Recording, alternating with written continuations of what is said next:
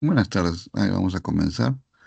Tenemos esta semana, la semana número 15 de electromagnetismo, ¿no es así? Vamos entonces a comenzar. Me preguntabas acerca de los propuestos. A ver, vamos a los propuestos.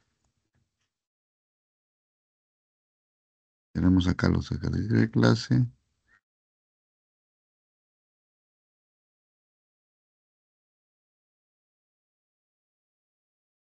y los propuestos, ¿no? A ver, propuesto número 4. Vamos a ver acá, la salida, diagrama Ohmer.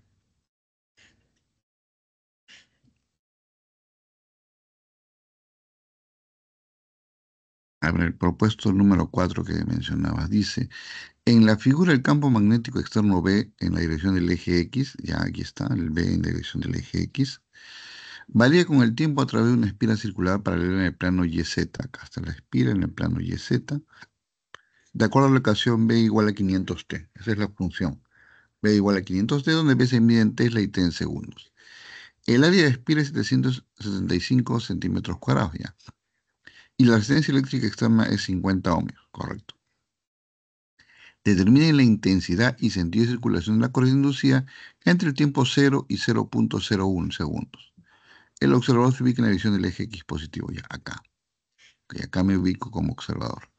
Bien, primero tenemos que hallar el flujo y con el flujo y la ley de Ohm hallamos precisamente la corriente. ¿Por qué? Porque la Fn va a ser igual a la variación de flujo entre variación de tiempo. Entonces hay que hallar primero eh, la variación de flujo. Ahora, ¿qué me da como dato para eso? Me da B, 500T, y me da el intervalo de tiempo. ¿De acuerdo? Eso es para hallar numéricamente primero. En el tiempo cero, bueno, me la pone fácil porque 0 por 500 es cero y no va a haber flujo en cero. Pero en 0,01 es lo que hay que hallar. El flujo en ese instante, en 0,01. ¿De acuerdo? Entonces ahí hemos, entonces ya, variación de flujo. El flujo en cero es cero. El flujo en 0,1 es 5. A ver, ¿por qué? Porque tenemos 500T y T vale 0,01, ¿no? Por el, porque la variación de flujo, variación de B, perdón, que tiene que ver con la variación de flujo, ¿no es cierto? Ok, tenemos acá B, tenemos entonces 500 y 0,01, ya. 500 y 0,01 entre 0,01, no a 500, ¿no? 0,1 y 0,01 se van, queda 500. Entonces la variación de flujo es 500 en 0,01, ¿no es cierto? Ahora, en la ley precisamente de Ohm-Faraday, nos dice que I, voltaje, es decir, Fen, es igual a I por R. Entonces, ese R que está multiplicando acá I, pasa al otro lado a dividir. Entonces, para hallar el flujo sería la variación de corriente de campo magnético por el área entre la resistencia. Correcto. Entonces, ya hemos hallado la variación de campo, que es 500. ¿No es cierto? El área nos dice que vale 75 centímetros cúbicos, el 75 por 10 a la menos 4 metros cuadrados. Y eso acá está 75 por 10 a la menos 4, correcto. Resistencia vale 500 y el tiempo 0,01, ¿no? Que justamente lo establecimos acá. Ahí está. Entonces hay que multiplicar para que nos da 500 entre 50 nos da a 10. por, Será 75 por 10 a la menos 3. Si esto es 10 a la menos 4 queda como 10 a la menos 3. 75 por 10 a la menos 3 o 75 miliamperios. Correcto. Ahora, ese es el valor numérico. Ahora, el sentido de la corriente. Regla a mano derecha, entonces.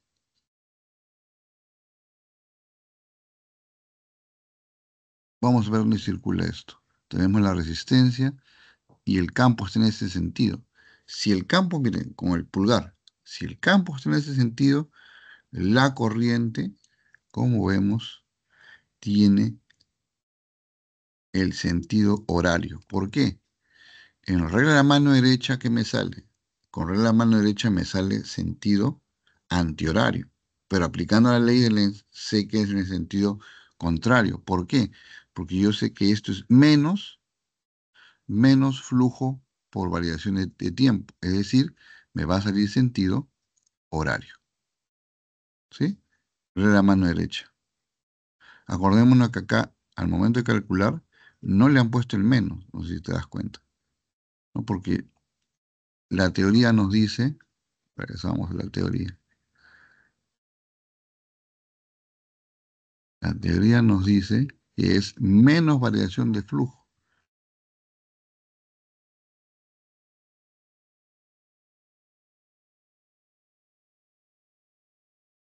La teoría nos dice que es menos variación de esta, menos variación de flujo. El menos se lo han comido, ¿no? Entonces, por eso tiene que salir con, para el signo sale con esto. Lo que hemos hecho es aplicar esto, pero flujo que es igual a B por A, ¿no es cierto? No varía A, ¿qué varía? B. Eso es lo que hemos aplicado. Sin el N, obviamente, porque no hay solamente una vuelta, con N igual a 1. Pero nosotros queremos sacar la corriente. Entonces, voltaje es igual a I por R por la ley de Faraday. R pasa a dividir y eso es lo que hemos aplicado. N vale 1, ¿no? Sería R variación de flujo, ¿no? Pero la variación de flujo para nosotros es variación de B por A, con N igual a 1, ¿no? Es decir, combinamos estos dos y sale la ecuación que hemos utilizado. En la ecuación como esto no hemos puesto el signo menos, que es lo que faltaba, y por eso nos va a salir horario. O, como dice ahí, la ley de Lenz, ¿no es cierto? Eso es lo que se ha utilizado para ese problema 4. He utilizado Profesor, el... Sí. profesor, ¿y por qué no se usa coseno en lo que usó? Ah, porque no hay ángulo, pues. Todo está en su eje. Coseno de cuál si está... ¿Dónde estás? ¿Dónde estás? ¿Dónde estás? Acá estás. Está en el eje YZ y en el eje B. En el caso es 90, ¿no? No forma 90 grados, no hay ángulo. Eso se utiliza cuando utilizamos, por ejemplo, en un caso como, a ver, uno que tenga ángulo. Acá también tiene 90 grados, no se utiliza ningún coseno. Acá sí, porque está inclinado con respecto al campo. Nota que hay un ángulo con respecto al campo. Si hay un ángulo con respecto al campo, ahí sí utilizamos precisamente el coseno. Pero no lo utilizamos porque no está formando ningún ángulo, ¿no? Es 90 grados. Verás que entre el flujo y la espira están perfectamente paralelos. ¿Sí? Este es el flujo que va por X y el espira está en XY. Quiere decir que está perfectamente perpendicular sin formar ningún ángulo. Es perfectamente perpendicular B a la espira. No necesitamos ni usar no hay ningún ángulo, ¿no? Diferente es que formase un ángulo, ¿no? Como algunos problemas que hemos visto en la parte, por ejemplo, de acá que está inclinado. Aquí está inclinado. Aquí sí hay un ángulo. ¿Dónde más está inclinado? Acá está inclinado también. Necesitamos ahí el coseno por la inclinación. Si no hubiese ninguna inclinación, tampoco va el coseno, sería solamente B por A. Solamente por estar inclinado, ¿no? Oh. En ese caso, no hay inclinación, no hay ninguna inclinación. Es perfectamente perpendicular a esta superficie. Una Profesor, y señal. ahí cuando se usa la regla de la mano derecha sale antihorario, ¿no? Pero usted No, dijo que era horario. cuando usamos la regla de la mano derecha sale horario, sale antihorario, claro, pero falta el Ujú. negativo. El negativo que no hemos, en el cálculo no hemos colocado el negativo. Con ese se invierte en sentido horario. Ley de Lenz, ¿no es cierto? Ah, no, es por eso que dice del campo inducido, creo. Sí, la regla O de la sea, mano que tiene derecha. un Con, lado, con pero regla, con regla de la mano derecha, si tú pones tu pulgar como campo magnético, te sale ujú, antihorario, pero ajá. falta el signo negativo de esta ecuación y eso lo invierte para el otro lado, por eso sale horario. Ujú. Ah, Por ya. eso sale horario. Porque acá, como te das cuenta, no ha puesto el signo negativo, ¿no? Solamente da el valor numérico, pero con el signo ya sale para el otro lado. Porque al final Ah, el valor numérico es este, ¿no? El signo solamente me indica para dónde está yendo. La 4 me dijiste es la 4 y la 8, ¿no? y la 8. En la 8 me confundió porque decía frecuencia, no sabía cómo usarlo. Ah, sí, ese está en la última ecuación de aquí, mira. En la teoría, eso está en la última ecuación. Esa es la teoría. Vamos a subir. Y la frecuencia lo coloca aquí en esta, para corriente alterna es eso. Aquí está la frecuencia. 2pi por la frecuencia angular. Es decir, la fe inducida, como dice ahí, para un generador de corriente alterna, utiliza la frecuencia. Por ejemplo, la corriente alterna que nosotros usamos, la que viene por la pared, es 220 voltios y 60 Hz. Eso es nuestra corriente. ¿Qué significa esos 60 Hz? Que esa es la corriente nominal que nosotros usamos, que está pegada en la pared, ¿no es cierto? Que los enchufes. Significa que la polaridad, el más y menos en la corriente continua se mantiene. Pues si tú tienes una batería, una pila, tú ves que hay un más y un menos, ¿no? Positivo y negativo. Pero en la alterna no es así. En la alterna, el positivo y negativo cambia 60 veces por segundo. Es decir, en tu huequito el enchufe es positivo y negativo, van alternándose en 60 veces por segundo.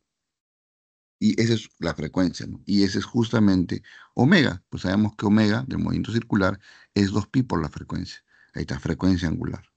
Esa sería la frecuencia, ¿no? Entonces eso es con lo que va a girar.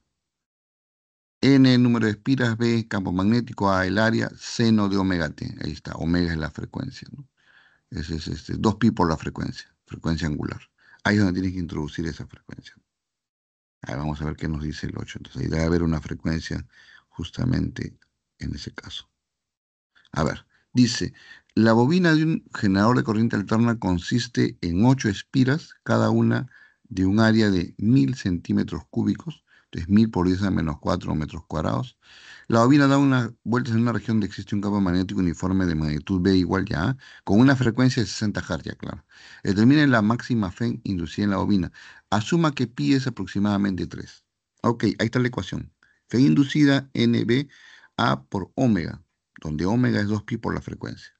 ¿No es cierto? Eso sale justamente de esa última ecuación. No ha tomado el seno, porque no está, al parecer, formando ningún ángulo, solamente la frecuencia. Vamos a la teoría.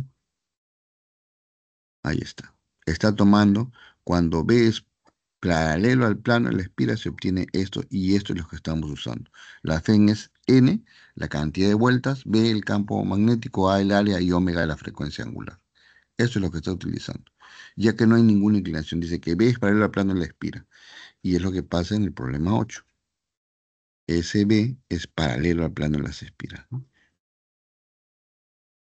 Ok. El máximo Fen se produce con, obviamente, cuando el seno de omega t es 1, ¿no es cierto? Y queda solamente la omega de afuera. Entonces, N, número de espiras, que es 8. B, el campo magnético, que es 0,5. eh, ¿Qué más? El área, 1000 cm².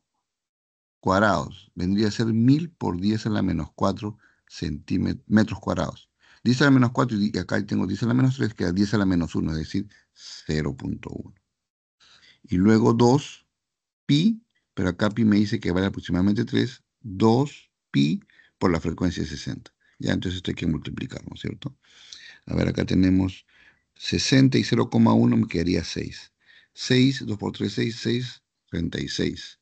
36 por un medio, 18. 18 por 8, 144.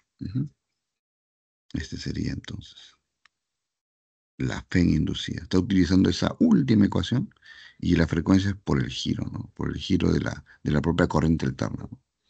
Positivo y negativo, como en continua, pero ese positivo y negativo varía 60 veces por segundo. Ujú. Ese es el caso 8. Utiliza justamente esa ecuación. Vamos a dejar de compartir un momentito para hacer. Ya, gracias, profesor. Ok. Dejamos de compartir un momento para ver la parte esta de teoría, ¿no? Que siempre hay que darle una pequeña revisión.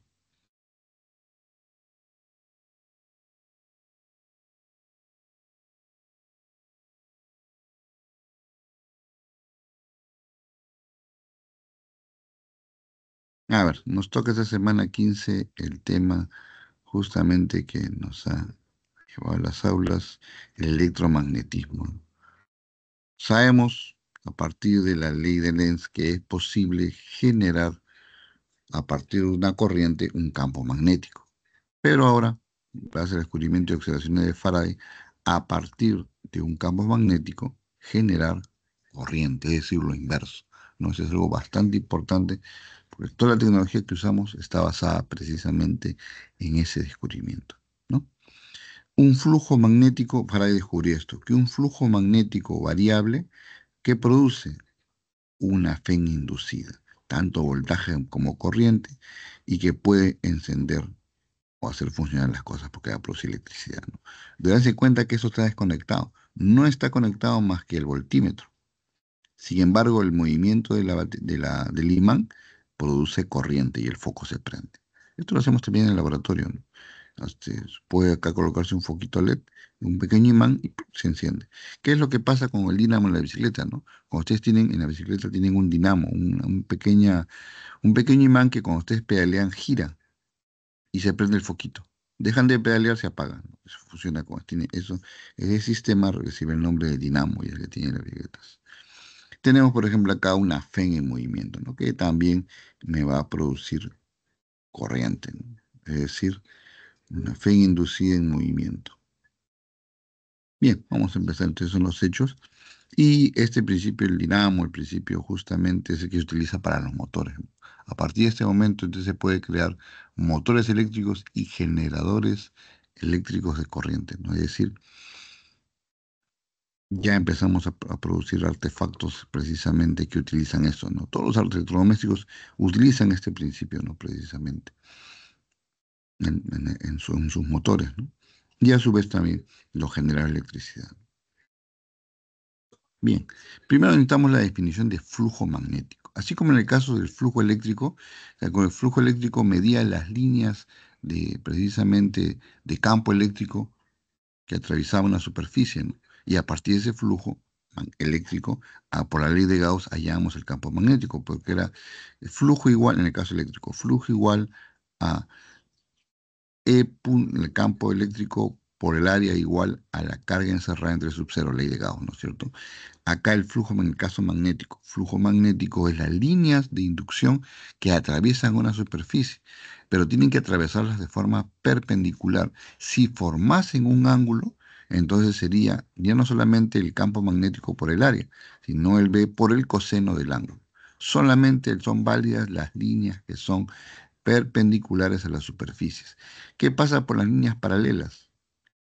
No van a atravesar el área, ¿no? Y eso es por eso el seno no se toma en cuenta, solo el coseno, las que salen perpendiculares al área. Y tenemos entonces, el flujo tiene unidades, ¿no? El flujo su unidad es el Weber, ¿no? Esa es la unidad. Entonces, el campo magnético es en Tesla, pero el Tesla por metro cuadrado recibe el nombre de Weber y es la unidad del sistema internacional para el flujo magnético. Entonces tiene que haber un ángulo, o tomamos el ángulo entre la normal y el campo magnético. Si el campo magnético, ahí vamos a ver en la siguiente diapositiva, los casos posibles. Si el cambio es perfectamente perpendicular al área, es B por A. Porque el coseno es 0, 1, ¿no es cierto? Y es el máximo flujo. Que forme pi nos dará menos B por A, ya que el coseno de 180 sería menos 1. Entonces, en lo opuesto en la dirección. Que sea normal, pi medios, coseno de pi medios, 0. ¿No? Entonces, si las líneas de flujo pasan paralelas al área, no hay flujo que atraviese tal área. ¿De acuerdo? Esos son los posibles casos que hay. ¿No? El máximo entonces B por A o menos B por A solamente es la dirección de donde va el flujo. Pero si no forma ángulo, el máximo es B por A. Si formase, solamente tomamos la componente del coseno. Si fuese 90 grados, no atraviesa ninguna línea el área. Ahora, nosotros podemos tener no solamente una espira, sino n espiras de muchas vueltas, ¿no? Hay bobinas, esto se llama una espira o bobina, hay bobinas que llegan a tener hasta 10.000 vueltas, hasta de 1.000.000 de vueltas. Es decir, en n va a aumentar el flujo. ¿no es cierto? Hay bobinas pequeñas de 10, 20, 50, 100 espiras, ¿no? Pero son el número de... Entonces, esto va a amplificar. ¿Por qué? Porque el flujo dependerá ahora de n. Es decir, ya no es B por A, sino n veces B por A, ¿no? Cuantas vueltas tenga. Y entonces nos dará, entonces, el campo irá aumentando, ¿no? Por justamente la cantidad.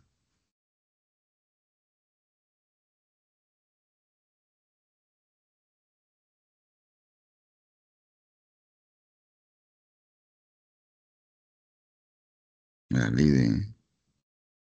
Ya está, ¿no? Si hay n espiras, la FEN se multiplica n veces, ¿no?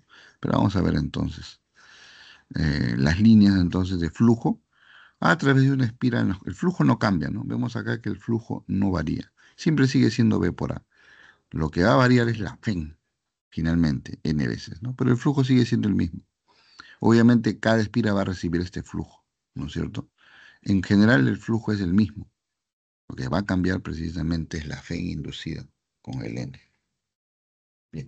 Tenemos entonces lo siguiente.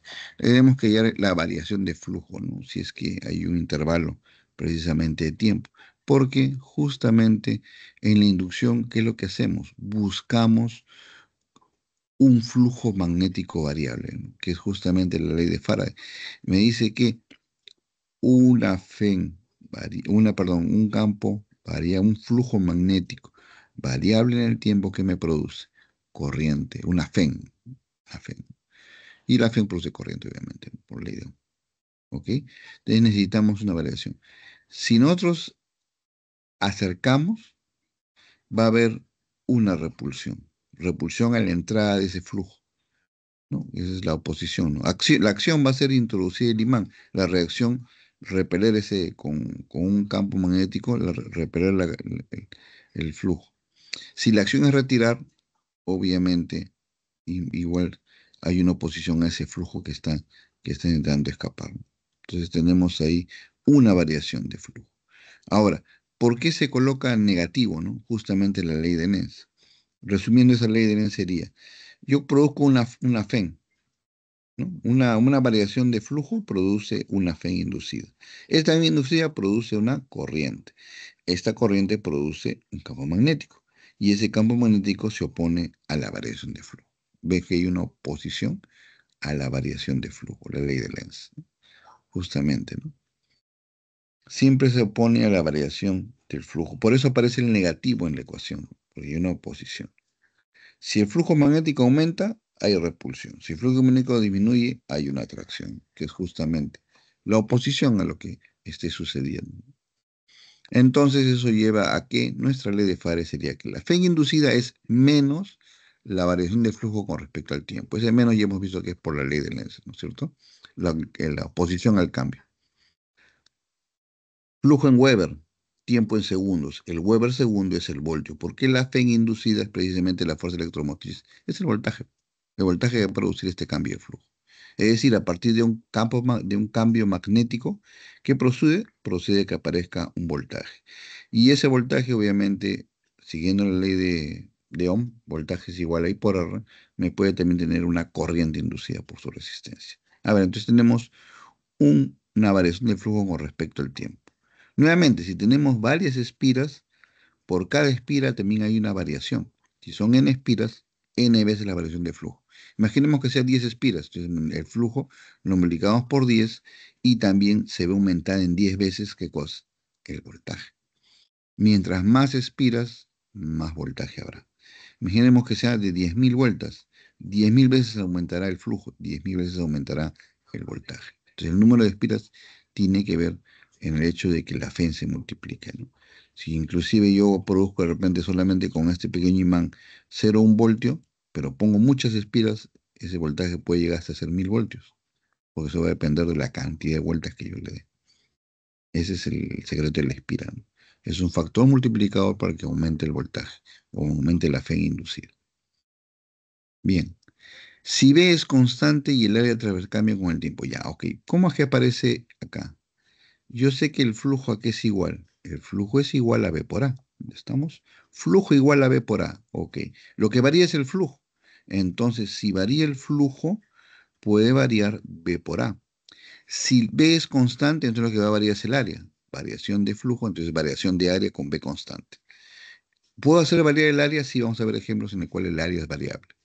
Ahora, si mantenemos el área constante, ¿quién puede variar? Variará el campo magnético. El área sale afuera y lo que varía es el campo, bueno, ese problema 4 que vimos, ¿no? Lo que varía es el campo magnético con respecto al tiempo. Porque el flujo es B por A, pues. Puede variar B o puede variar A. Ok. Ahora, queremos hallar, o nos sale la FEN a partir de esto, pero si yo quiero hallar la corriente, yo sé que voltaje es I por R. FEN inducida es igual a I inducido por la resistencia eléctrica de la bobina. Entonces podemos hallar también la corriente inducida.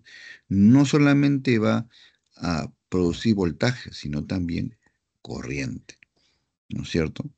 Hay casos en que tenemos bobinas que me producen un alto voltaje, pero una baja corriente. O al revés, me produce un bajo voltaje, pero una alta corriente. ¿De quién depende eso? De la resistencia eléctrica del material, ¿no? Y el negativo es la oposición al cambio, ¿no? Que por la ley de Lenz. La FEN inducida en un conductor móvil. Este es el caso, por ejemplo, de área variable. Tenemos acá, por ejemplo, este caso de área variable. Este conductor, como vemos acá, es móvil. ¿Qué es lo que hace? Que el área incremente, ¿no es cierto? El área incrementa. ¿Y eso a qué va a llevar? Vamos a ver, tenemos que esto aplicaría esto, ¿no? N por B por variación de área con respecto al tiempo. Ok. Aplicaría en el... ¿Cómo es que sale esto? Aplico eso. N por B por variación de área con respecto al tiempo. Ok, pero aquí esta longitud L es constante. El área que va a ser igual a L por delta de X. Pero delta X está variando en todo momento, ¿no es cierto? L por no está acá deducido. No, ya bueno, vamos a deducirlo. A ver, vamos a llevar esto a un peine, ¿ya? Para poder deducirlo. Vamos a copiar esto. Y abramos una hoja de Paint.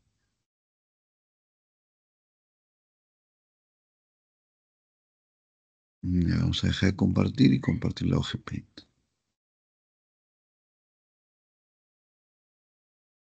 Ok. Ahora vamos a ver cómo es que aparece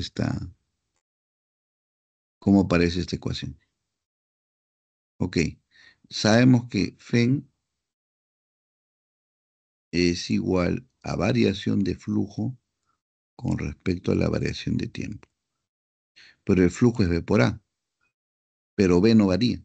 Entonces acá sería menos B, este es negativo, ¿no? Menos B por variación de área con respecto al tiempo. Esta área que se produce acá, esta área es variable, porque mientras esto se mueva, el área va a incrementarse. Si esto se acerca, el área disminuye, hay una variación de área.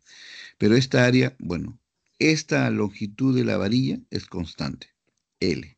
Ya entonces tenemos igual a menos B, el L puede salir de aquí y tendríamos variación de X con respecto al tiempo, ¿cierto?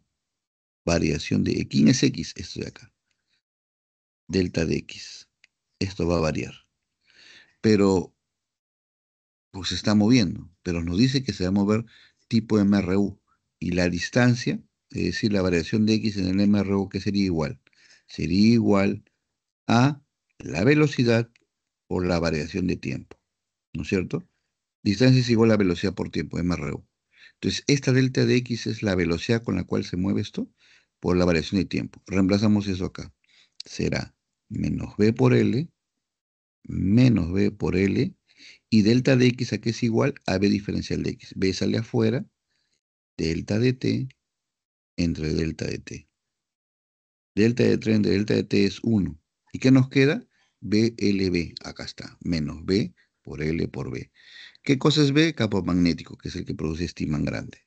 L, la longitud de la varillita, y B, la velocidad con la cual se mueve esa varilla. Pero esta velocidad debe ser constante, ya que hemos tomado el caso que es MR1, ¿cierto? esa velocidad. Ahí está. De esta manera se calcula entonces para un conductor que tenga el área variable. Es decir, esta varillita va a correr, ya sea acercándose o alejándose, pero debe moverse para producir. Entonces, no solamente un campo magnético eh, variable produce corriente, también lo puede producir una varilla con área variable, ¿no? Que hemos demostrado que el área es variable y obviamente eso genera, nos interesa la velocidad con la cual varíe o se mueve esta varillita. Y tenemos acá la FEN inducida por un cuerpo o por una espira que tenga el área variable. Ahí está, es otra forma, ¿no? Hay motores, en el cual, o mejor dicho, generadores que utilizan este principio. Hay otros que se utiliza con un campo magnético variable, ¿no? ¿Cómo hacemos un campo magnético variable? Podemos utilizar corriente alterna y como varía la polaridad, ahí está la variación, ¿no? Es decir, hay varias maneras. Otro es justamente como el caso Faraday, ¿no? Que mete y saca el imán. Podemos hacer eso colocando un imán que rote. Como rota, va a hacer que el flujo también varíe y genera FEN. Y FEN genera corriente, ¿no? Es decir, hay varias maneras de generar precisamente una FEN, un voltaje, una FEN inducida y una corriente inducida. A ver, continuamos entonces con la parte de teoría. Y tenemos, entonces ya explicamos cómo es que sale esto, ¿no? Es a partir, precisamente, es a partir de esta ecuación, ¿no? Del área variable, porque el B se mantiene constante, ¿no?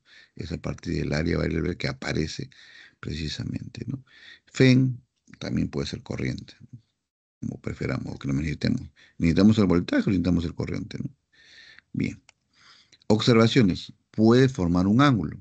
Entonces ahí será B por LB, pero por el coseno del ángulo. Acuérdense que siempre tiene que ser el área y el campo perpendiculares. Si no lo fuesen, tomamos el coseno del ángulo. Pero el que dé precisamente la perfecta perpendicular. Como ven ahí el B seno no genera movimiento, ¿no? Porque va paralelo al área, tiene que ser perpendicular. El B coseno sí es perpendicular, ¿no? Es una condición, ¿no? Que toda la mayor cantidad de líneas de campo atraviesen a esta área. Y por eso toma acá el coseno. Si es que forma. Si no forma ángulo, sería el caso máximo que es B por L por B, ¿no? Pero si formase un ángulo, solamente tomamos en cuenta las componentes que son perpendiculares a la espira o al área. Otro caso de interés es el transformador. Como dice su nombre, transforma corriente alterna. Eh, no sé si usarán en su casa transformadores, antes eran bastante usual, porque se compraba artefactos que venían hace mucho tiempo, se fabricaban las cosas en Estados Unidos, ¿no? Así como ahora todo es Made in China, hace unos 40 años atrás, todo era Made in USA, ¿no? Compraba un electrodoméstico, Made in USA. Todo era Made, ahora ya no. Y generalmente cuando traían a veces artículos, porque durante los años 70 estuvo prohibidas las importaciones y venían los artículos de contrabando de Estados Unidos, pero venían a corriente 120. Nosotros usamos 220, teníamos que hacer la conversión de 220 a 110, ¿no? Y necesitamos un transformador que reciba la corriente a 220 y la emita a 110. Para eso necesitamos esto que se llama un transformador. Un transformador tiene un núcleo de hierro y en ese núcleo hay dos embobinados. El embobinado primario, donde entra la corriente, y el secundario, donde va a salir. Esto puede ser como un reductor, si queremos transformar 220 a 110, o al inverso también puede aumentar. Recibimos 220, 110 y lo transforma a 220. Eh, puede utilizarse de las maneras para disminuir o para aumentar el voltaje. Pero obviamente eso a veces también cambia la corriente, ¿no? Entonces, bueno, tenemos entonces nuestra fuente, que son, por ejemplo, los cargadores celulares, funcionan como un transformador, pero eso no es precisamente un transformador. Tiene un transformador, pero esos recibe el nombre de fuente. ¿Por qué? Porque en el caso de los cargadores celular, recibe 220 alterno, pero finalmente sale 5 o 6 voltios continuos. ¿Cómo hace para cambiar? Además del transformador, adentro hay un diodo que hace el cambio y la corrección de la onda para volverla otra vez continua. ¿De acuerdo? Es otro proceso, pero es muy similar a este. que lo que hace es precisamente cambiar el voltaje, ¿no? Va a bajar el voltaje y además lo va a corregir la fase, ¿no? De ser alterno lo pasa a ser continuo. Pero en el transformador de corriente alterna, recibe alterna y bota alterna. Este simbolito es de corriente alterna. Ok, ¿cómo hace para hacer? Bueno, está basado justamente en la cantidad de vueltas que tenga el primario y el secundario y la corriente que va a circular por él, así también como la diferencia de potencial. Entonces tenemos la relación siguiente. La variación de potencial en entre N1 es la variación de potencial entre el N2. Es decir, esa es la relación que hay entre el número de espiras y el voltaje producido y el número de espiras entre el voltaje producido. Eso nos da. Entonces, va a haber tener que haber una razón para que esto me haga aumentar el voltaje o me haga disminuir el voltaje. Va a haber tener que haber una relación entre el número de vueltas y diferencia de potencial.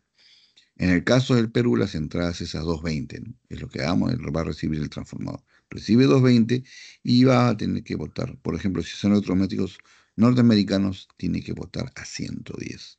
Si es un celular, tiene que votar a 5 voltios, ¿no? Y bueno, corregir la polaridad, ¿no? Esa es la manera que funciona. Ahora, por ley de Ohm podemos hacer varias cosas, ¿no? Por ejemplo, acá tenemos variación de voltaje entre la cantidad de vueltas. Pero si necesitamos la corriente, pues aplicamos ley de Ohm y nos saldría I1 por diferencia de potencial 1 es igual a I2 por diferencia de potencial 2, ¿no? Entendamos que el 1 es la primaria, la que recepciona, y 2 es justamente la secundaria o lo que ya va a emitir finalmente, ¿no? La potencia no debería cambiar, ¿no?, en un transformador ideal, pero en el caso real esto no es tan exacto. ¿Por qué? Acordémonos que existe un principio que se parece cuando conectamos algo. ¿Qué efecto era? El efecto Joule. Parte de la energía se va al aire, ¿no? Es decir, va a calentarse. Y los transformadores y las fuentes son especialistas en eso. Ustedes tienen un celular descargado, conecten su, su cargador y al poco tiempo toquen, no está caliente. Quiere decir que no ha habido el 100% no ha entrado acá, sino parte ha calentado el núcleo y se libera en forma de calor. Es decir, en vez de hacer un cambio limpio, hay pérdida de calor, es decir, efecto Joule. Y eso sucede también con ustedes. Conectan un electrodoméstico y lo hagan funcionar, se calienta, es decir, parte de la corriente usada se transforma en calor, ¿no? Eso sucede. El efecto Joule está presente en todo, ¿no? Nos conectamos un transformador, una fuente. El mismo celular, tocamos la batería, está caliente, es decir, en uso se produce efecto Joule. Pero para los problemas que vamos a usar, no vamos a considerar ese efecto. Y como dice ahí, el transformador ideal puede igualarse. Es ideal, pues no libera calor. Todo la energía, todo el voltaje se transforma para el otro, ¿no?, sin pérdida, ¿no? Por eso es ideal. Pero sabemos que en realidad eso no pasa, ¿no? Siempre va a haber una liberación de calor para cualquier artefacto o transformador o fuente que usemos, ¿no? Pero ya, para uno ideal entonces usamos esta relación para calcular el número de vueltas o el voltaje producido, ¿no? Nos va a dar datos en el cual, por ejemplo, nos dan el número de vueltas del primero, nos piden cuál es el saliente, o queremos saber cuántas vueltas tiene el primario o el secundario. Para eso usamos esto. Y si nos piden el corriente, usamos este de acá, que es esto, pero aplicado a la ley de Ohm, ¿no? Y nos sale en función. Ahora nos sale en función de la corriente, ¿no? Generador de corriente alterna. Estos dispositivos son usados precisamente para producir corriente. Por ejemplo, no sé si alguna vez eh, y se ha preguntado cómo es que se carga una, o se genera corriente, ¿no? Precisamente alterna. Lo hace de esta manera. No sé si han visto cuando hay apagón, a veces ponen generadores. Hay, como ven, un núcleo, que es el imán. En el centro hay una bobina, que es giratoria, ¿no es cierto? Tienen acá, por ejemplo, una espira, ¿no? En realidad hay muchas espiras, pero acá, bueno, solo el caso de una sola espira. Pero esta espira es giratoria. ¿Qué va a hacer con eso? Que el flujo va a variar. ¿Por qué? Porque la espira en todo momento está girando, hay una frecuencia de giro. ¿de acuerdo? Giran. Por ejemplo, en el caso automotriz, ¿no? Tenemos al dinamo o el alternador, ¿no? Que es el que gira, ¿no? Como le decía, en el caso de las bicicletas, hay un sistema como este, ¿no? Hay un pequeño imancito y en medio una bobinita que gira. Ustedes pedalean, esto gira, ¿y qué produce? Corriente. Inmediatamente prende un foco. Deja de girar, el foco se apaga. ¿No es cierto? Ese es el principio del dinamo. ¿No es cierto? Tiene que girar la espira. El campo, como ven ustedes, es estático. Un imán, otro imán, y el campo no se mueve. Me produce un flujo continuo. Lo que se va a mover es la espira. Entonces, por un momento entra flujo, por un momento no. Hay un flujo variable y eso genera una FEN. Y la FEN genera corriente, ¿no es cierto? Ahí está. Entonces, hay que hacerlo girar de alguna manera. Por un medio mecánico hacemos girar esto. En el caso del automóvil también tiene algo similar. Como han visto, el automóvil tiene correas, ¿no? Cuando es que prenden el motor, el efecto es así. Tenemos una batería. Esa batería se debe de descargar, pero como ustedes ven, nadie saca la batería y la carga. La batería se autocarga. ¿Cómo es la batería se autocarga? Precisamente en el interior del automóvil hay este dispositivo. Uno prende el automóvil y el carro empieza a moverse, gira. Si ustedes verán, hay unas correas que hacen girar. Una de las correas, con una polea, hace girar el dínamo. Bueno, es un alternador en realidad, que tiene un dínamo más un dios, forma un corrector de polaridad, me forma el alternador, ¿no es cierto? Pero esto se está moviendo y produce corriente. Y esa corriente o ese FEN, ¿a dónde va? Va a la batería para recargarla. Es decir, mientras el auto está prendido y está en movimiento, verán ustedes que uno consume corriente, ¿no? Consume voltaje, precisamente con las cosas que uno prende. En el arranque, la radio, las luces, ahí se consume. Pero como el auto está funcionando, se va cargando también.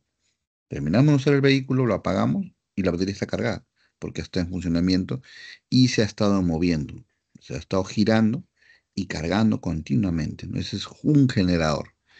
En base a qué está, nuevamente vemos el caso de que el área es variable, NBA área variable, pero esta área está girando con una frecuencia, con la frecuencia omega. Omega sabemos que es la frecuencia angular, 2pi por la frecuencia.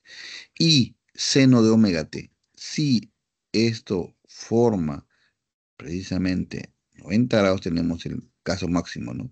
Donde el seno de omega t igual a 1, ese será la máxima voltaje inducido, NBA por omega. Esa es la frecuencia angular de giro que le damos, ¿no? Por ejemplo, acá, para teta igual a omega t, tenemos para pi medios, 3 pi medios, es paralelo al plano y se obtiene la FEN máxima, donde, por ejemplo, seno de 90 es 1, ¿no? Y tenemos el caso máximo, n por b por a por omega, esa es la FEN máxima. Pero si forma un ángulo bueno, si forma cero, seno es cero, no nos da cero, entonces acá no hay FEN inducida, ¿no? Pero entre que se produce y no se produce, hay una corriente alterna, ¿no es cierto? Entre que se produce y no se produce. Como eso está girando continuamente, hay momentos que sí produce, hay momentos que no produce, hay momentos que sí produce, hay momentos que no. Entonces genera una alterna, hay una variación precisamente, y eso es lo que hace que gire, ¿no? Pero gira con un movimiento circular uniforme, ¿no? Y eso hace que produzca una alterna. Momentos sí, momentos no. Momentos positivos, momentos negativos. Eso tiene que girar a una buena frecuencia para generar. A más giro, a más frecuencia y giro, ¿qué aumenta? Aumenta la fe, ¿no? Esto está basado no solamente en la cantidad de espiras, sino también qué tan rápido o lento gire. A mayor frecuencia, entonces, girará y producirá una mayor fe, ¿no? Entonces han visto cuando prende un motor la polea que rápido gira, ¿no? Entonces está también cargando rápidamente la batería, ¿no? Bien, entonces se producen los momentos que hay fe, momentos que no hay fe. Acá hay fe negativa, cero, fe positiva, luego baja, y como está girando continuamente y lo hace muy rápido, se produce una onda, una onda. Y esa es precisamente la corriente la que producirá. La intensidad máxima obviamente se produce entonces cuando tenemos los casos de valores impares de pi medios, ¿no? Un pi medio, 3 pi medios, 5 pi medios, 7 pi medios, 9 pi medios, fracciones impares de pi medios, ¿no? Y los casos nulos en factores de pi, ¿no? Pi 0, pi 2 pi, 3 pi, 4 pi, 3 pi, 4 pi, si ahí parece cero, ¿no?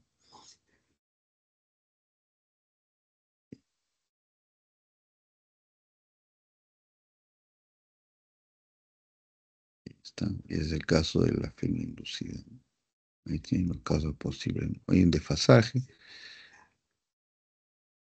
pero ahí tenemos entonces. Esa es justamente la teoría, ¿no? En este caso, electromagnetismo. Importante porque los dispositivos que usamos en la actualidad, motores, generadores, todos ellos funcionan bajo estos principios, ¿no? Y no solamente, sino también, ustedes, no sé si son usuarios del metropolitano, del tren, ustedes tienen una tarjeta, ¿no? Ustedes saben que esa tarjeta en la actualidad están falsificando la recarga. ¿Cómo hacen ese proceso? Pues en la tarjeta, dentro de la tarjeta, hay una espira. Bueno, en realidad son varias espiras concéntricas. Dentro de la tarjeta hay una espira, así como esto, una espira, ¿no? Una espira.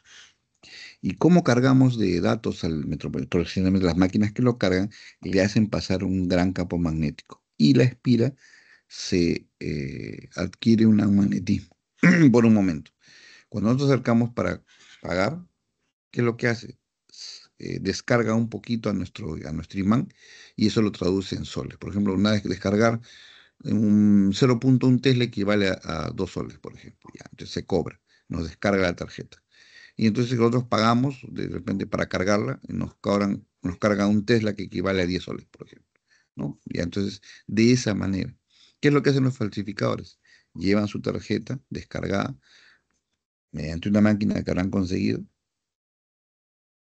cargan la tarjeta, no han pagado nada, simplemente magnéticamente cargan la tarjeta y aparece que su tarjeta tiene 500 soles, ¿no? ¿Qué es lo que hacen? Van luego a los paraderos y se ponen a vender cargas, ¿no?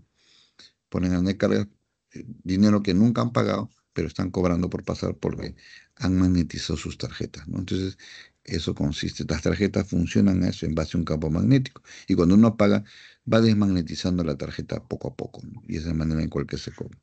Las máquinas que tienen los mismos metropolitanos, tienen esas maquinitas que le dan campo magnético precisamente a la tarjeta, ¿no? Este sistema es un sistema que ya en los años, hace muchos años era muy bueno, ¿no? Pero ahora es muy vulnerable porque es fácil de falsificar, ¿no? Basta que se consiga por Wii, Temu, un cargador de esos y puede alterarlo. En el caso de las tarjetas bancarias, antes eran así. Ahora ustedes saben que las tarjetas bancarias son ahora ya no son por banda magnética, ahora son por chip, que obviamente está encriptado y es más difícil, ¿no? Pero esa tecnología de las tarjetas tipo Metropolitano, ya bueno, tienen que cambiar, ¿no? Porque ya el descifrado ya saben cómo funciona. No sé si han visto la noticia hoy día, por ejemplo, en Chile no van a utilizar ya más las tarjetas, sino van utilizando IA y uno acerca su cara, como ustedes saben, las caras están, el iris, sobre todo el ojo que es único, de esa manera entonces ya saben, la gente deposita a su persona, entonces uno pone la cara, se cobra inmediatamente. Eso ya es imposible de falsificar, ¿no? Y eso es bastante personal. Si una persona quiere pagar, se acerca y inmediatamente la máquina le va a descontar. Reconocimiento facial por IA, ¿no? Y esa es una manera, ya no necesitamos tarjetas, solamente acercar el iris es que lo va a leer y ya de esa manera. Entonces, solamente hay que acercarse a que saquen nuestro rostro, nuestro iris, que lo graben en su sistema, lo asocien a una cuenta y de esa manera se van a cobrar. Eso va a ser finalmente lo que va a pasar en el futuro, ¿no? Hay lugares donde, por ejemplo, ya no se marca tarjeta de ingreso, uno pone la cara y inmediatamente reconoce a la persona, ¿no? Y eso ya es más difícil, ¿no? Porque las tarjetas estas de, de bandas también, pues, todo eso es falsificable, ¿no? Pero ya tomando algo que sea más personal es mucho más difícil, ¿no? Inclusive, ustedes verán que a veces hasta falsifican las huellas digitales, ¿no? Se ponen un ANGE impreso, pero en el banco también ellos saben, ¿no? Ahora ellos pueden pedir cualquiera de los 10 dedos, ¿no? Como está en el sistema RENIC, dice, acerque el pulgar izquierdo, ya, o hacer que cualquier dedo aleatoriamente de los dedos de la mano, y ellos tienen el registro, ¿no? Porque ya no se basan solamente en el anular derecho, no se basan en cualquier dedo.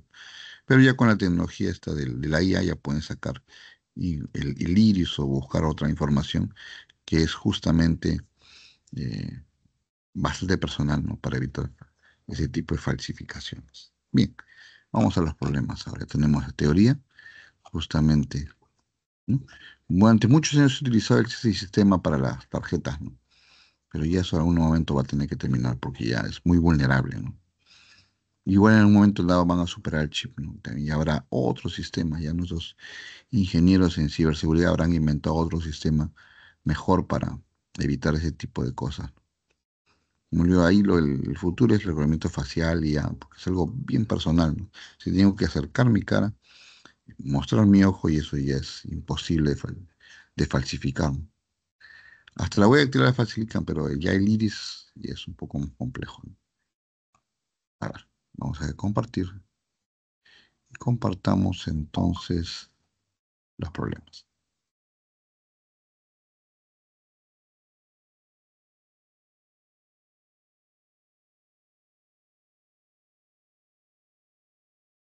Y tenemos en este caso los ejercicios de esta parte, ¿no?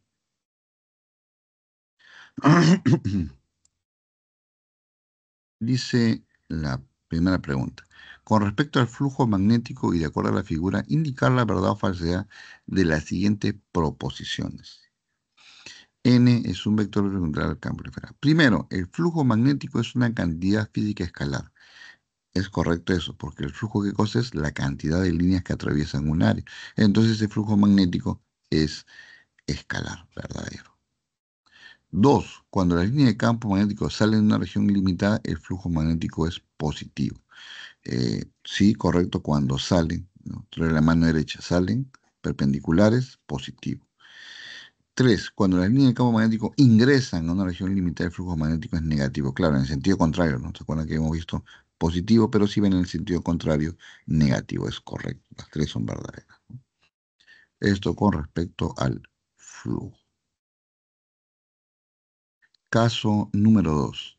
La espira circular de 20 centímetros de diámetro se encuentra dentro de un campo magnético uniforme de magnitud 1,4 Tesla, ya tengo el B, y fórmula 37, ya me tengo el ángulo, con un vector perpendicular n al plano de la espira, como se muestra en la figura. Determinar el flujo, y tomemos a pi como 22 séptimos. Ok. Como forma un ángulo, sería el flujo igual a B por A por el coseno del ángulo, ¿cierto? B vale 1,4. El área, hay que sacar el área. El área, si esto es 20 centímetros de diámetro, 10 centímetros de radio. Pero el área es pi por r cuadrado. Pi que vale 22 séptimos y r cuadrado, como es 10 centímetros, será 10 por 10 a la menos 2, ¿no? Bueno, tomamos 10 a la menos 2 y el coseno de 37, 4 quintos. Ok. A ver, ¿cómo simplificar? Si multiplicamos por 10 y entre 10 es 14 y 7, quedaría 2. Ya, 2, 10. 22 por 2, 44, ya, 44 por 4 y entre 35 nos dará 35,2 miliweber, ¿no? Es decir, 35,2 por 10 a la menos 3 Weber, ¿no? Ese va a ser el resultado. Ya es solamente multiplicar, ¿no? Nos dan pi como 20, para no utilizar el 3,14 ya, 22 séptimos. Y esto, si esto es 14, acá factoriza, ¿no? Por eso le decía, multiplicar por 10 entre 10, y esto sería 10 a la menos 3. 14 entre 7, y ya no 10 a la menos 2, sino 10 a la menos 3, podemos multiplicar y dividir por 10, ¿no? 10 a la menos 3. Acá quedaría 2, 44. 22 por 2, 44. 44 por 4, entre 35. ¿No? Ya es solamente dividirlo, nos sale 35,2 mili, 10 a la menos 3, Weber. Tercera, una también de verdadero y falso. ¿Qué nos dice esta número 3? Dice, con respecto a la FEN, a la fuerza electromotriz inducida, indicar la verdad o falsedad. 1. La fuerza electromotriz inducida depende de la variación del campo magnético. Eso es correcto, ¿no? Porque sabemos que la ecuación que nos dice que la FEN aquí es igual, la FEN es igual a la variación de flujo. ¿Y flujo qué es? B por A. Entonces, si cambia el campo magnético, hay FEN inducida. Eso es verdadero. 2. La fuerza electromotriz inducida depende de la variación del área. También es correcto, porque el flujo es B por A. O varía B o varía, en el caso 1 varía B, en el caso 2 varía A. En ambos es correcto, verdadero también. 3. La fuerza electromotriz inducida aumenta cuando más rápido cambia el flujo. Ok, sé que la FEN es variación de flujo entre variación de tipo. Si cambia más rápido, obviamente me va a producir más FEN, ¿no? Es correcto, ¿no? Hay más frecuencias, más rápido, y obviamente más FEN produce. También es verdadero. Estamos escuchando Faraday, ¿no es cierto? FEN igual a la variación de menos variación de flujo con respecto al tiempo, precisamente. Y flujo igual a B por A, o B por A coseno, si es que formación ángulo. Pero acá como estamos asumiendo que no forma solamente el B por A. Número 4 dice, sobre una bobina cilíndrica de 91 espiras, N vale 91, de diámetro 10 centímetros, entonces radio 5 centímetros, actúa un campo magnético perpendicular a la bobina que varía con el tiempo de correr esa indicación. B es igual a 2T. 2 por T, teslas. T es el tiempo, ¿no? Entonces el campo depende del tiempo. 2T. ¿Cómo se indica en la figura? Determina la magnitud de la FEN inducida en la bobina para el intervalo de tiempo de 0 a 7. Y pi vale 22 séptimos. Ok. Hay que hallar el flujo en 7 y el flujo en 0. El flujo en 7 será B, que vale 2T, por A, que es pi por R cuadrado, pi 22 séptimos, R 5 centímetros, 5 por 10 a la menos, porque si el diámetro es 10, el radio es 5. 5 centímetros, 5 por 10 a la menos 2, pero todo elevado al cuadrado, ¿no es cierto? En el caso de 0, con el 0, bueno, claro, no forma ángulo, pues coseno de 0, no 1, ¿no es cierto? Porque no forma ángulo, B es perpendicular al área, entonces aquí no hay problema. Y nos sale que el flujo vale 11 séptimos de t por 10 a la menos 2 Weber. Ese será el flujo. Ahora, el flujo para el tiempo 0 vale 0, porque si t vale 0, esto se hace 0. El flujo en 0 vale 0. El flujo para el tiempo 7, acá irá 7. 7 y entre 7 se va, me quedaría 11, ¿no es cierto? 11 por 10 a la menos 2. Entonces, el flujo, la variación de flujo es flujo final menos flujo inicial, 11 menos 0, 11. 11 por 10 a la menos 2 Weber será la variación de flujo. Para hallar la FEN, ¿a qué es igual? La FEN es igual a, como esta es una bobina, n veces la variación de flujo entre variación de tiempo. N vale 91. Variación de flujo vale 11 por 10 a la menos 2. Y la variación de tiempo es 7 menos 0, es decir, 7. Ya está, entonces hay que sacar aquí. 91 por 11, 91 por 10 es 910, más 11 nos da 102. 900, perdón, 910, 101. 101 por 10 a la menos 2, o sea, 10, 100, perdón, 1001, ¿qué es 101? 1001 por 10 a la menos 2, o sea, 10,01 entre 7. Y eso es 7, bueno, 10 entre 7 a 1, ya claro, 1,43 sale, porque sale precisamente ese valor. ¿Eh? ¿Sí? Lo hemos multiplicado 91 por 11, ¿no? 1001. 1001 por 10 a menos 2, 10,01. 10,01 entre 7, aproximadamente 1,43. Sí, correcto. Ahí ese será entonces el flujo producido por esta FEN y por esta cantidad de vueltas, ¿no? Por eso, n veces 91, la cantidad de vueltas, ¿no? Hemos llegado primero el flujo, la variación de flujo, y luego precisamente este, la FEN inducida por esa bobina. Caso 5, otro que está inclinado. Sobre la espiral circular de área de 400 centímetros cuadrados, actúa un campo magnético en dirección horizontal de magnitud, este campo magnético en rojo, de magnitud 50 microtesla, es 50 por eso la menos 3 tesla, ¿no? ¿Cómo se muestra en la figura? Si la espira gira 53 grados en sentido horario, es decir, este eje va a girar 53 grados en ese sentido horario, en 8 segundos, determina la magnitud de la fuerza electromotriz inducida. ¿Cuánto vale la FEN?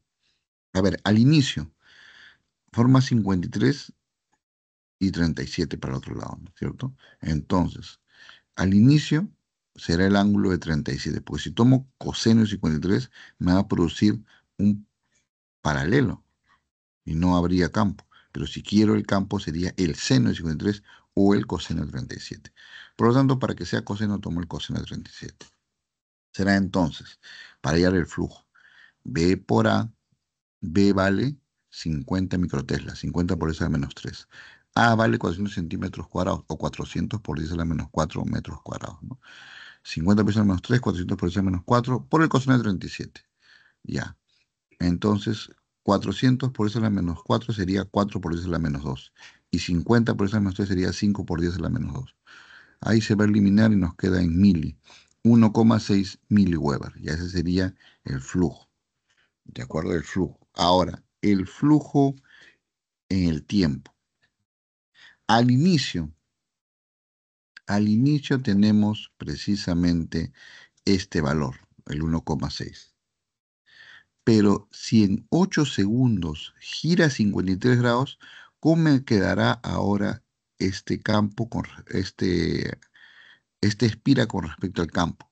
Quedan paralelos, ¿no es cierto? Imagine que esto gire y se coloque, queda paralelo. Y entonces cuando está paralelo no hay flujo, por eso el flujo final, cuando esto gire y quede así, queda la espira paralela al flujo, al campo, al flujo en general. Y acá no hay flujo que atraviese, por eso es cero. La diferencia sería 1,6 menos cero, 1,6 miliweber, ¿no es cierto? 1,6 entre el tiempo ahora, en espiras, bueno, es uno solo, ¿no? N es uno, una sola espira ahí. Flujo, variación de flujo es 1,6 menos cero, 1,6 miliweber. Entre el tiempo de 8, 8 menos cero, 8. 1,6 entre 8, 0,2 milivoltios. Ahí está. ¿Sí? O por 10 y entre 10, ¿no? Por 10 sería 16.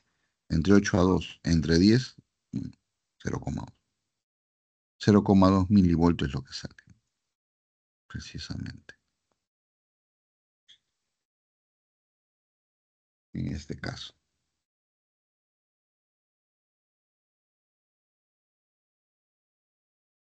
Caso siguiente, caso 6. Ahora el caso de justamente la espira variable, ¿no? Nosotros hemos visto cómo salía B por L por B, ¿no? Precisamente, ¿no? Por eso me dan de dato la velocidad. Por eso me dan de dato la longitud de la varilla. Y el campo magnético de las torres. Acá está en X, quiere decir que el campo es un campo entrante. Si fuese un puntito sería un campo saliente, pero como es X, es un campo entrante. A ver, nosotros ya sabemos cómo sale esta ecuación, ¿no? Vamos a calcular entonces el AFEN, la FEN producida o el voltaje entre A y B, la FEN producida.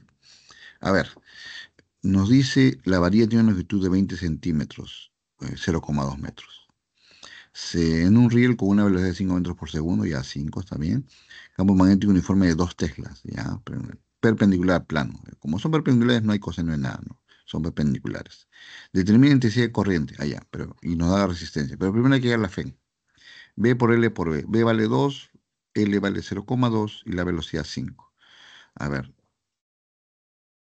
tenemos entonces 0,2 por 5 a 1 por 2, 2. Ya, tenemos que la FEN vale 2. Pero voltaje es igual a I por R. Y I sería voltaje FEN entre R. ¿Cuánto es la resistencia? Nos dice que es 20 ohmios, sería 2 entre 20. ¿Ok? 0,1, ¿no? Mitad 1, mitad un décimo, o sea, 0,1 amperio. Pero para pasarlo a miliamperios, 0,1 por 10 a la menos 3 entre 10 a la menos 3.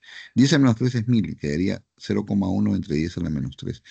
Sube 10 a la 3, 10 a la menos 3 sube como 10 a la 3 y sería 0,1 por 1000, es decir, 100. 100 miliamperios, ahí está la conversión. 0,1 amperio equivale a 100 miliamperios. La conversión acá nada más, para pasarlo a mili. Ahí es la menos 3. Es decir, algo así como esto. Vamos a colocar, vamos a copiar para ver la conversión. Como que lo pasamos a mili. Vamos a compartir un momento y lo pegamos al pen.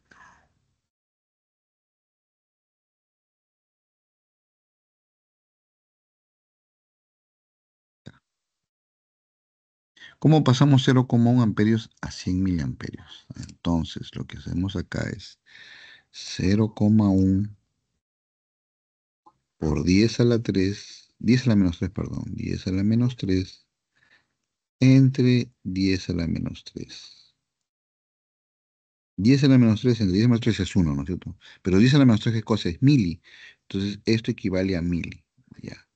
tenemos 0,1 miliamperio entre 10 a la menos 3, ¿no es cierto? Porque este 10 a la menos 3 se utilizó en pasarlo a mili. 0,1 entre 10, pero este 10 a la menos 3 sube como 10 a la 3. Sería 0,1, como está menos 3, sube como 10 a la 3 miliamperio. 10 a la 3 es 1000. 1000 por 0,1 es 100, pues. Pierde una, corre una coma y sería 100, pues. 1000 por 0,1, 100. Por eso es que sale 100 miliamperios. Ujú. Precisamente, ¿no? Tenemos acá. Hacemos esto para hacer la conversión a mili, pues, ¿no? A ver, continuamos entonces.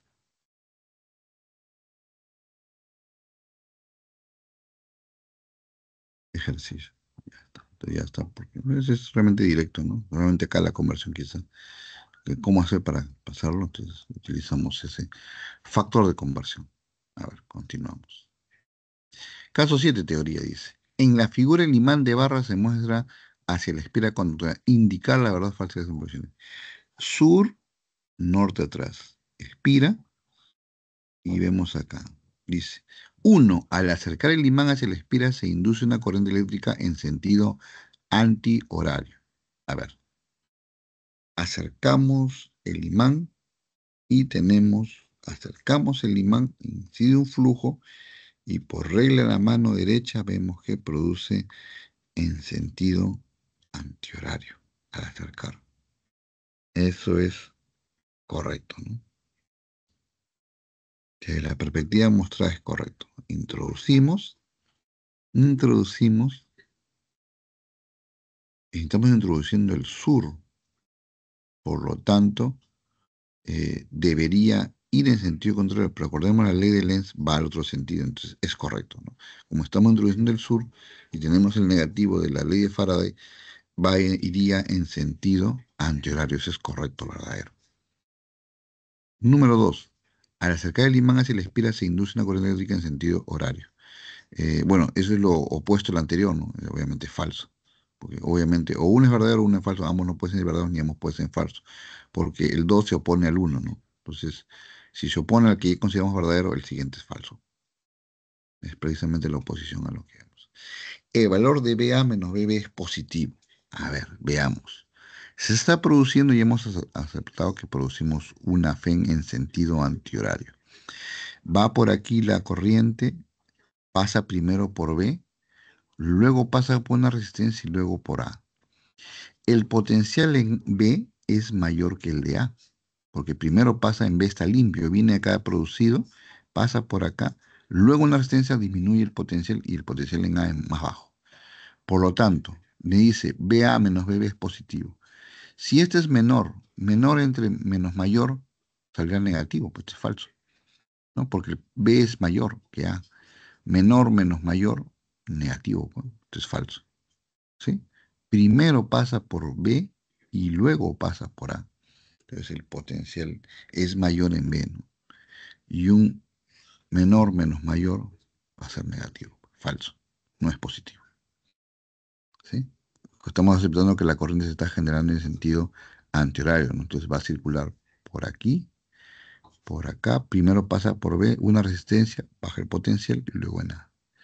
El potencial es mayor en B, ¿no? Entonces es falso. Ok. 6 dice, el cargador de un transformador, el cargador de un celular contiene un transformador que reduce 220 de corriente alterna a 5 voltios de corriente alterna. Esa es solamente la parte del transformador. Ya. Suponga que la bobina del secundario contiene 20 vueltas y que el cargador suministra 770 miliamperios. Calcule el número de vueltas y la intensidad de corriente eléctrica en la bobina primaria. Ah, ok. Acá entonces encontramos la relación.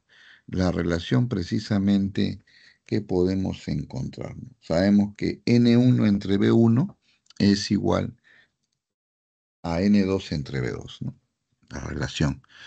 Primero encontremos el número de vueltas, ¿no? Bueno, acá le he puesto P, bueno, Vamos a copiar esto en el Paint. Voy a desarrollar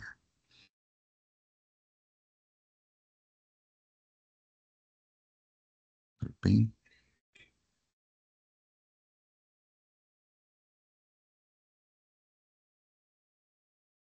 Ahí está. Tenemos entonces N1, N1 entre B1 es igual a N2 entre B2.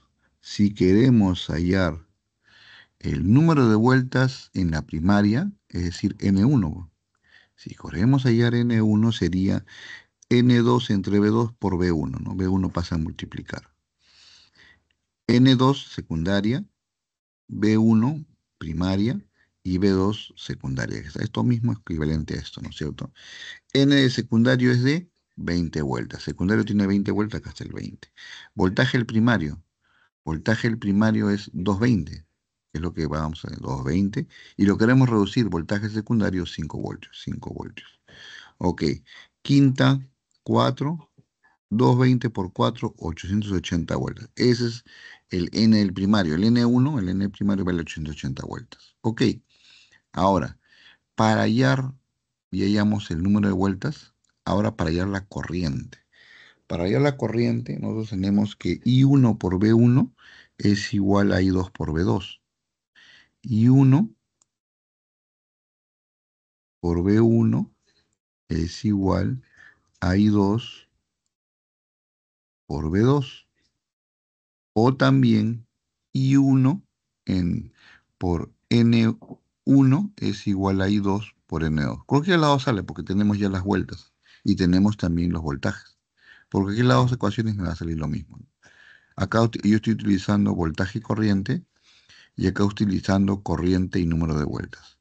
Ambas informaciones las tengo. Podría por cualquier lado formas hallarlo, ¿cierto? A ver, hallamos por lo que nos tenemos acá. Y secundario, 770 miliamperios. 770 por 10 a la menos 3, 0,77 miliamperios, ¿no? Oye, no, amperios. Está correcto. 770 miliamperios. 770 por 10 a la menos 3. Acá no sé por qué acá se han equivocado en colocar este valor. Ya, bueno. Número de vueltas en el secundario, 20. Número de vueltas en el primario, acabamos de hallar, vale 880. Ok. Esto se va. Sería 2 entre 88. 1 entre 44. 1 entre 44. 770, no es, este es 770 entre 4. No es 0,67, es 770, porque está en miliamperios. Este es un error. Aquí debe decir 770 miliamperios. 770. Vamos a colocar. 770. Tenemos acá. De esto sale un 44, entre 770 entre 44. Ahora sí, esto sale 17,5 miliamperios. ¿Sí? Aquí hay un error. Acá debe decir 770, que es este dato. Este dato dice 770. 770 entre 44, ese sí nos da 17,5 miliamperios, ¿no? Porque no hemos sacado el mili, ¿no? Hemos seguido usando el mili. 17,5. O también hemos podido usar esto, ¿no? Esta otra ecuación. I1 por B1 es igual a I2 por B2, ¿no? I1, ¿a qué va a ser igual? I1 sería I2, I2 que vale 770 miliamperios, se va a quedar en miliamperios. Voltaje 2 que vale precisamente, voltaje 2 que vale 5, voltaje 1 que vale 220, ¿cierto? También me sale con la misma relación, ¿no?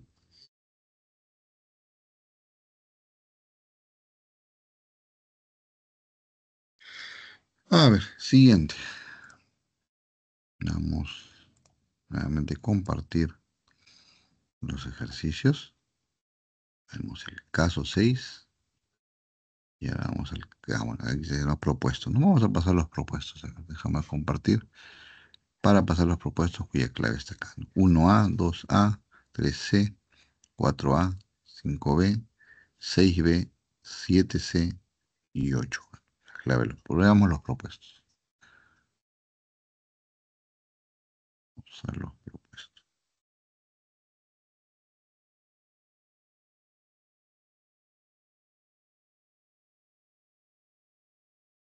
Ahí está. Tenemos entonces la separata, bueno, ahí está la teoría, flujo B por A, el flujo está en Weber.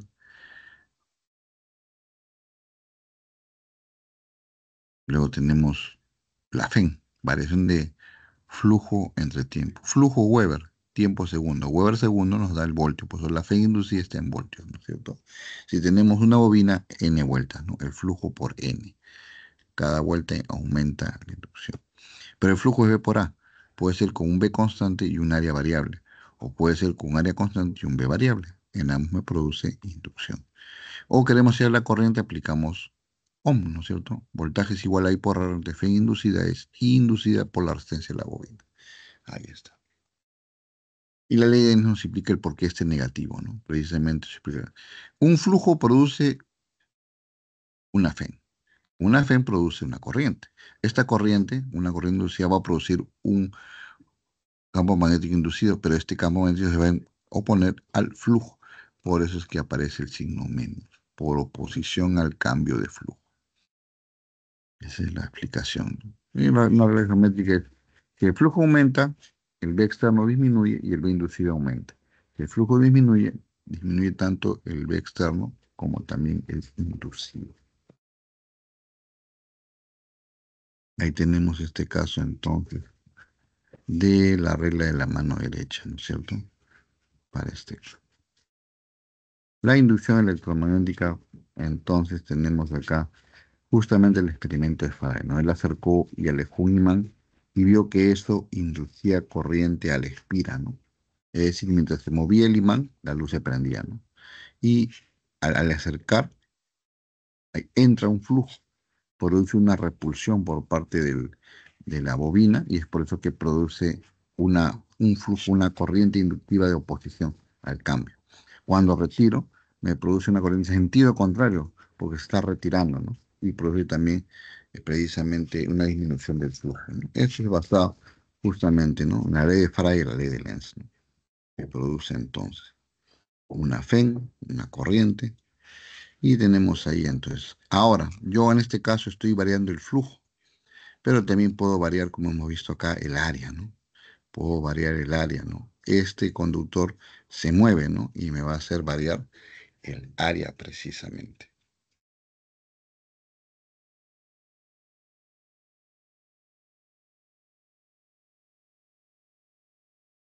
Me hace variar el área.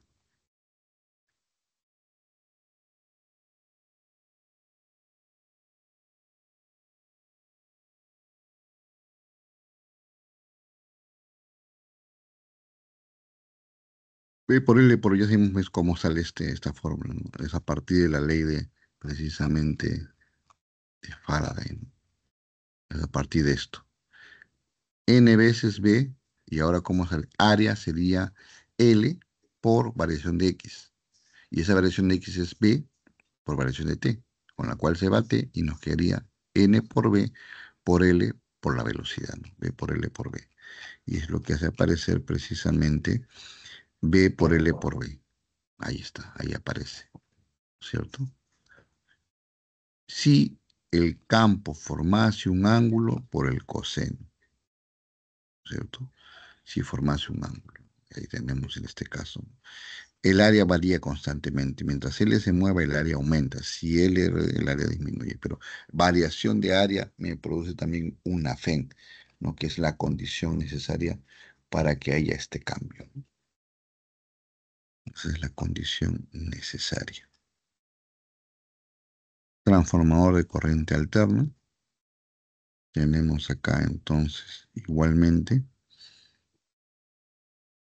que está en función de la corriente que entra y la corriente que sale y también de la cantidad de vueltas que haya. Un transformador es un núcleo de hierro en el cual tiene precisamente dos espiras con diferentes números de vueltas. Si N1 es igual a N2, no habría ningún cambio de voltaje. Si quiero que varíe el voltaje, tiene que haber una diferencia, ya sea que N1 sea mayor o que N2 sea mayor. En algunos de los casos, como veremos, hará que aumente el voltaje, en otros casos hará que disminuya, ¿no?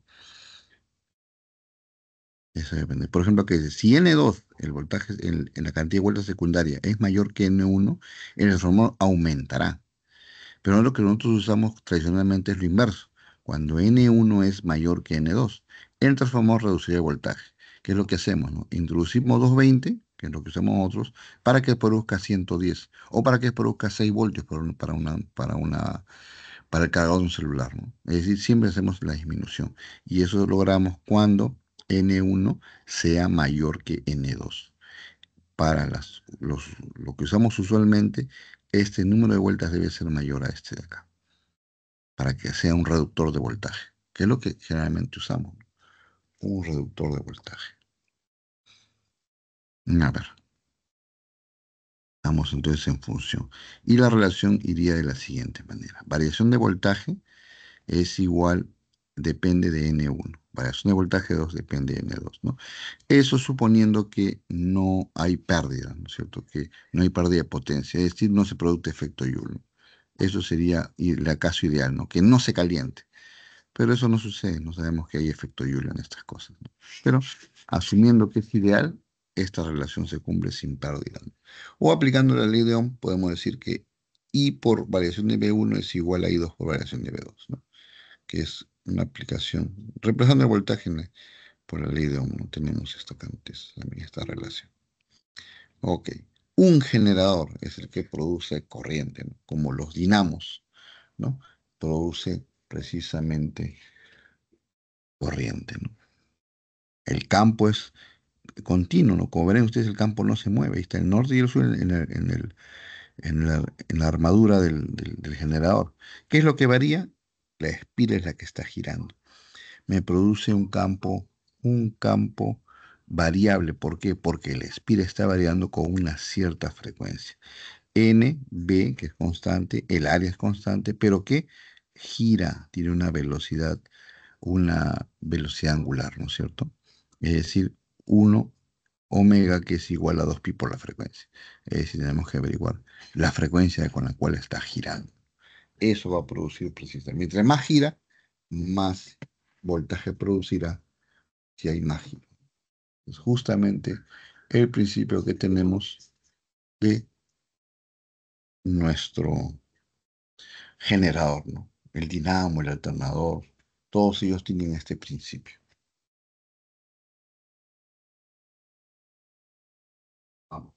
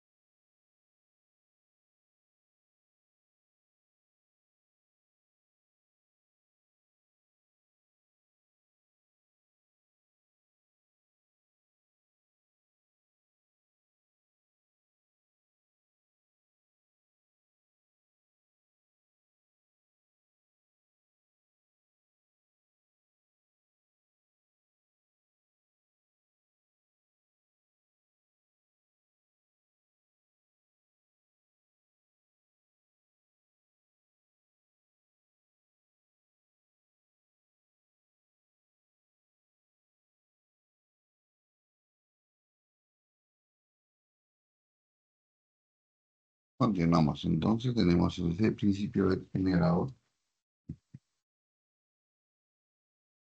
y sabemos que la fe inducida es igual a N, la cantidad de espiras que hay, en este caso acá veo y una, B, el campo magnético generado por el armazón de imán, A, el área de la espira, y omega, precisamente, la frecuencia, la velocidad angular con la cual gira esta espira, ¿no?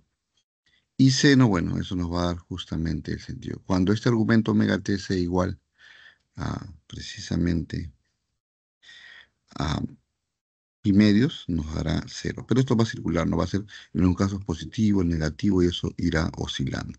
Eso está, bueno, no está acá. Está bien explicado en la diapositiva, ¿no? En la diapositiva justo aparecía la onda que generaba, ¿no?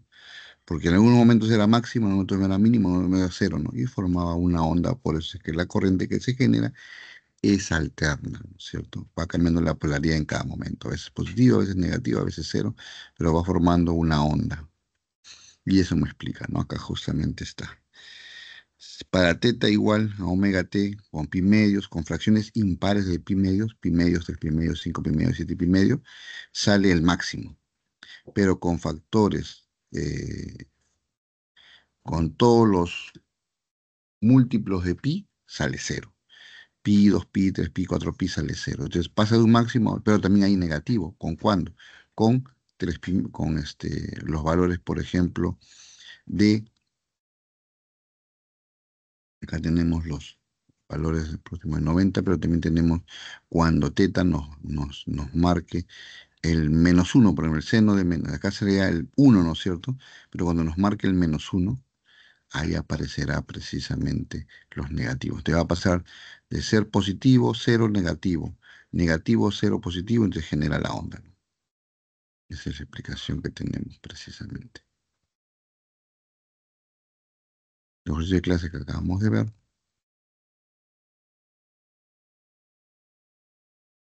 y luego los propuestos.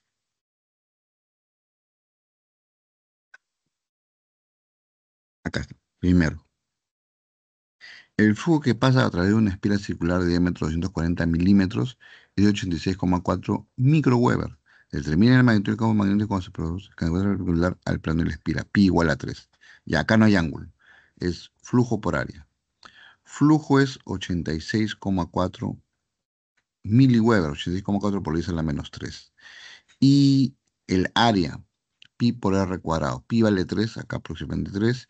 R, 240 milímetros, 24 centímetros o 0,24 metros. Pero ese es el diámetro. Entonces el radio sería 0,12 metros. 12 por 10 a la menos 2, ¿no es cierto? Entonces tenemos acá. Y hallamos primero el flujo, ¿no? 3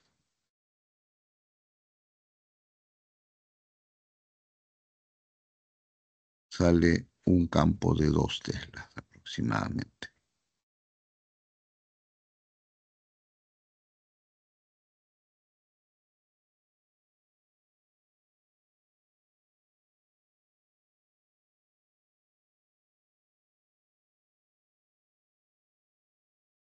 Entonces acá B sería el flujo entre el área.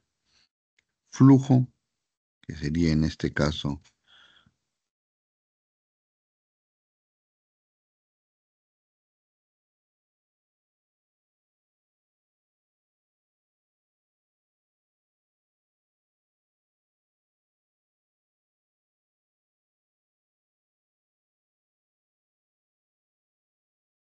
caso 2 está corrido, no sé cómo le salió a ustedes, me ha salido corrido, ¿no? Trata de identificar lo que dice acá.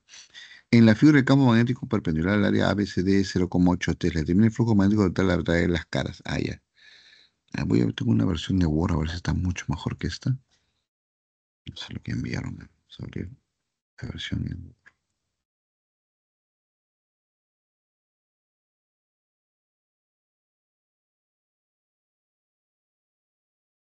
Está cargando, ya cargo.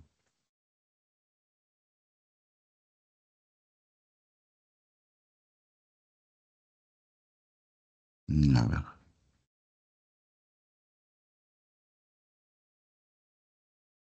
ya cargo. Vamos a buscar acá el hecho de por qué está corrida esa figura.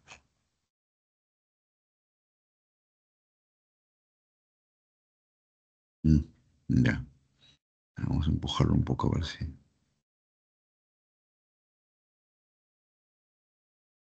está mejor. Ajá, casi sale. Pero hace que corra todo. Ya.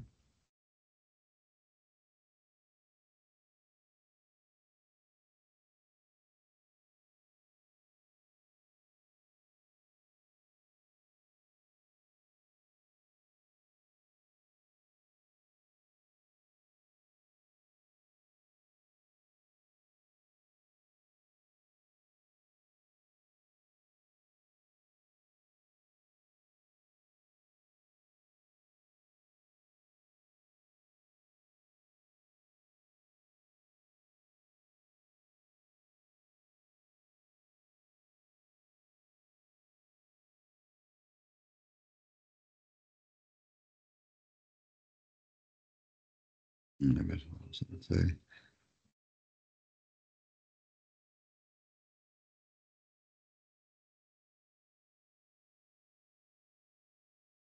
Mm, a ver, vamos a...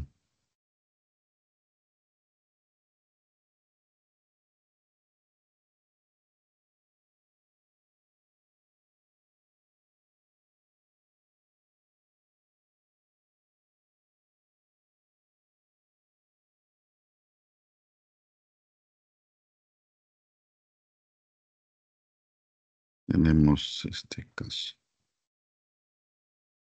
Voy a compartir.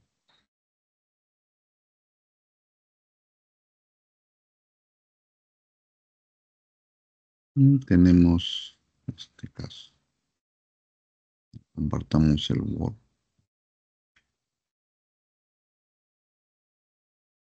Vamos a ver ahora sí el 2 dice. En la figura, el campo magnético uniforme peculiar a la cara ABCD es 0,8 teslas. ¿Ya? Determina el flujo magnético a través de las caras AC, FE y BEFD. Ok.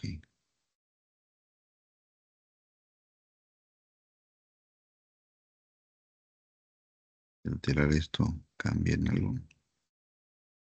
Cambien nada.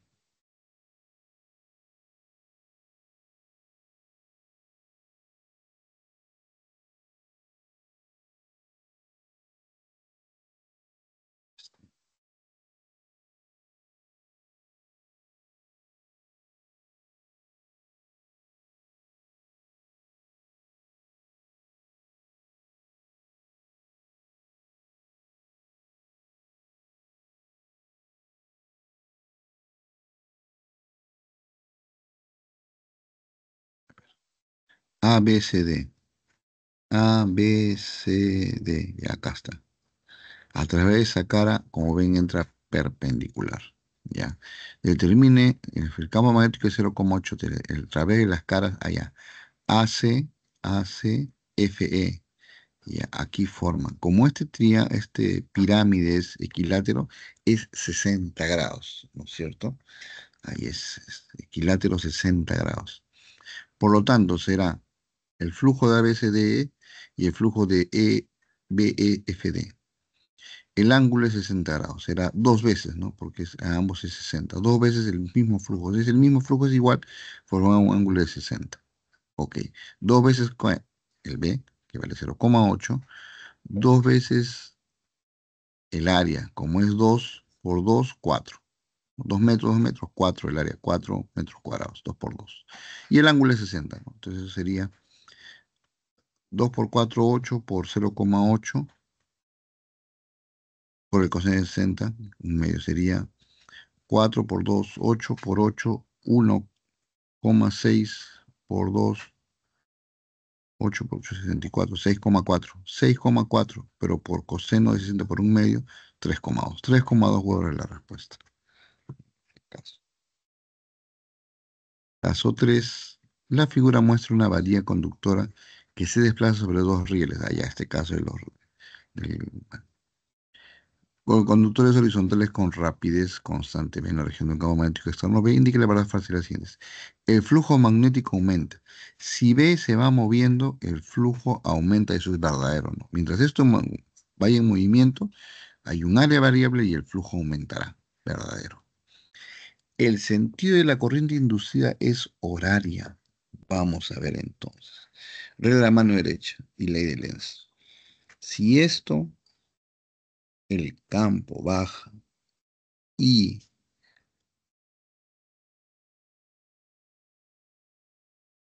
baja, tenemos un sentido, la corriente tendrá un sentido horario, pero aplicando la ley de Lenz sale antihorario, es decir, es falso.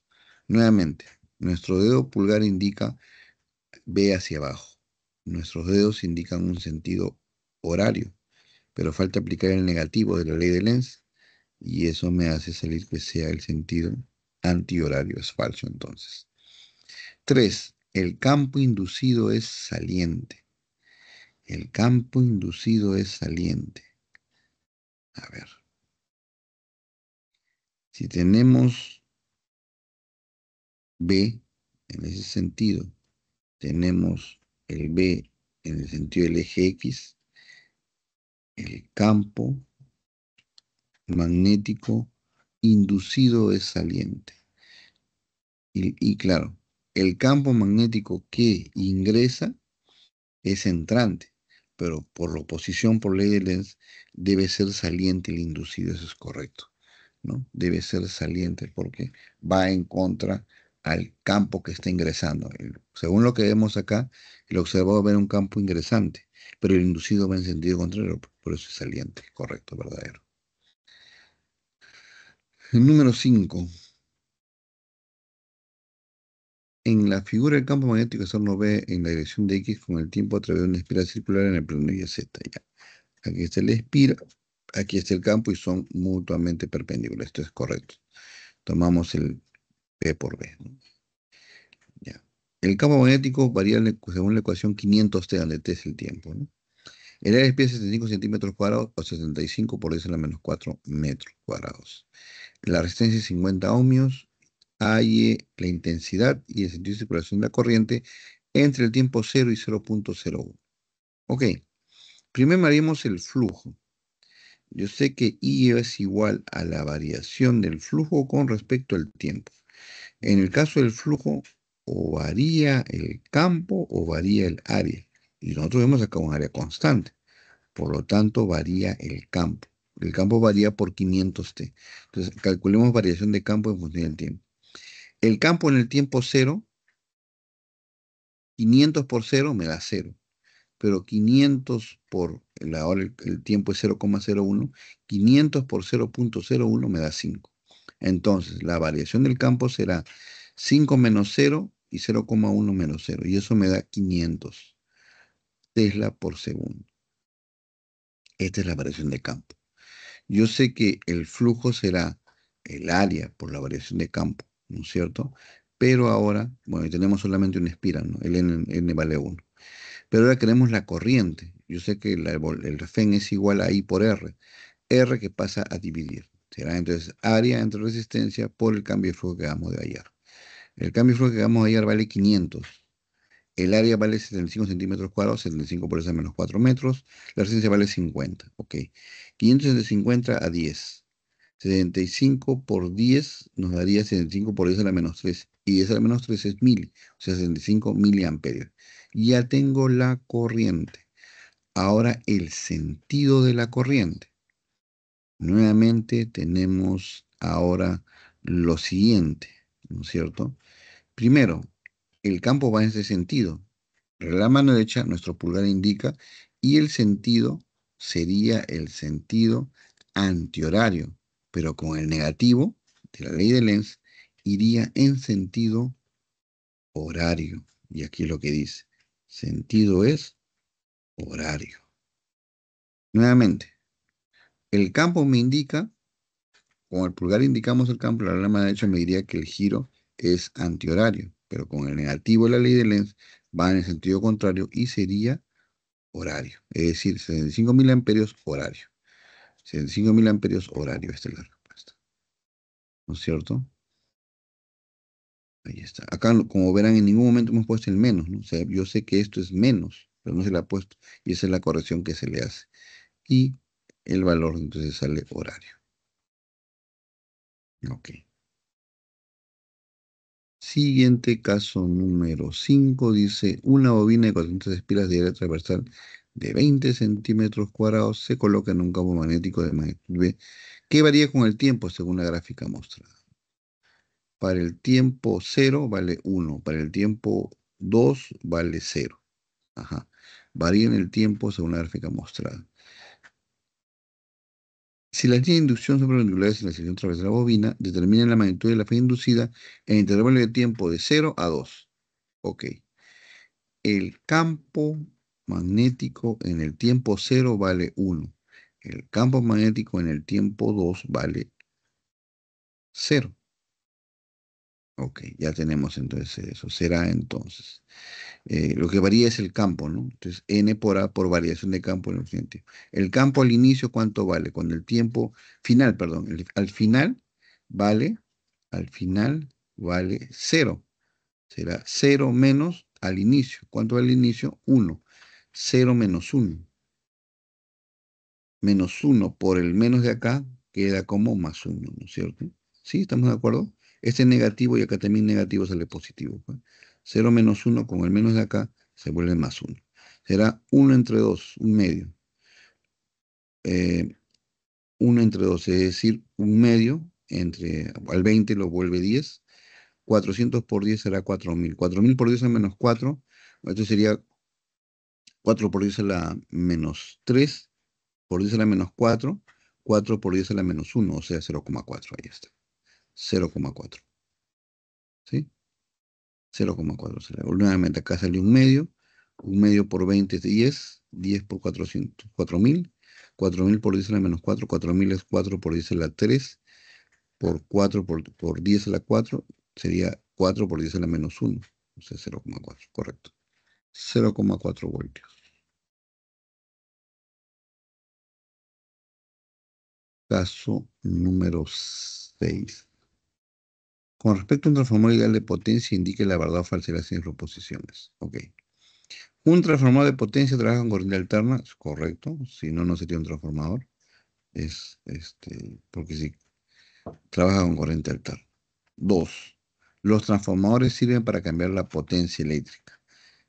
No, los transformadores sirven para cambiar el voltaje y la intensidad de corriente, ¿no? Porque recibimos 220 de voltaje y lo transformamos a 110. O 220 a 5 voltios para un celular, pero cambia, cambia el voltaje y la corriente, más no la potencia, ¿no? En los transformadores que estamos viendo que son de potencia ideal, la potencia no cambia, ¿no? Estamos trabajando con transformadores de potencia ideal. A ver, 2, 3. Si el número de vueltas en el primario es 2200 y en el secundario 100, se obtiene 10 voltios en el secundario cuando el voltaje primario es 220. A ver, reemplacemos. Voltaje primario entre N primario, voltaje secundario entre N secundario. Voltaje secundario, voltaje primario entre N primario por voltaje secundario. 100 por 220 entre 2200. 220, 2200 es a 10, 100 entre 10 a 10. 10 voltios. Eso es entonces verdadero. 10 voltios, justamente lo que decía. Se obtiene 10 voltios, 10 voltios se obtiene. Correcto. Verdadero.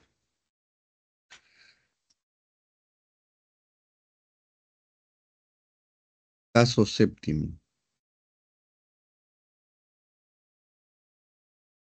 Nos dice, una máquina de soldar requiere de un transformador como se muestra en la figura. Claro, la máquina de soldar requiere de una alta corriente, ¿no? Entonces, utilizamos el transformador para producir esa alta corriente, ¿no? A ver, nos dice acá, genera una intensidad de 2200, claro, ya ven, genera una intensidad de corriente de 200 amperios, ¿no? Ya. Una máquina solar requiere un transformador como se muestra en la figura, de modo que genera una corriente de intensidad de 200 amperios. El transformador de la máquina tiene 1200 espiras en la bobina primaria, N1 vale 1200, y está conectado a una fuente de 220 voltios, que genera una intensidad de 2,5. El término de espiras es la bobina secundaria, para generar alta corriente. Cuando pasa alta corriente, derrite precisamente a la varilla para soldar, ¿no? Esa es una soldadura autógena. Utiliza la corriente. Como yo sé, la relación es voltaje entre B1 entre N1, S2 a B2 entre N2, entonces yo puedo, por la ley de Ohm, reemplazar y ponerlo en función de la corriente. Voltaje en función de la corriente. Entonces, N2 será I1 por N1 entre I2. A ver, I1 es 2,5. N1 es 1200, pero I2 vale 200. 1200 entre 200 a 6. 2,5 por 6, 15. Será entonces 15 vueltas. Acá hay 1200 vueltas y acá hay solo 22 vueltas. ¿Qué conseguimos con eso? Aumentar la corriente, ¿no es cierto? La corriente es alta, la suficiente como para derretir al electrodo en la máquina soldadura autógena. Es la manera en la cual funciona un transformador.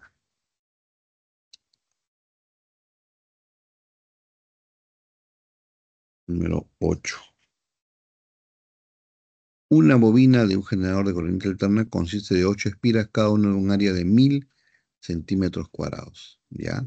Tenemos la cantidad de vueltas n que vale 8, el área que sería 1000 por 10 a la menos 4 metros cuadrados. Da vueltas en una región de un campo magnético uniforme de magnitud de medio Tesla, con frecuencia de 60 Hz. Determine la máxima fe inducida. Asuma que pi es aproximadamente 3.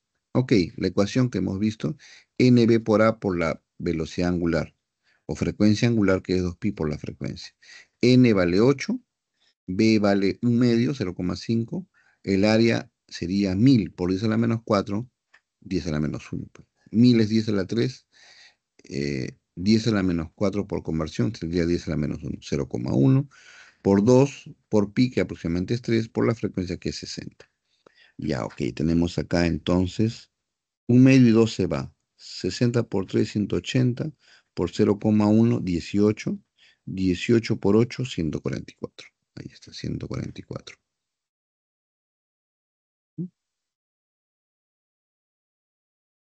144 voltios.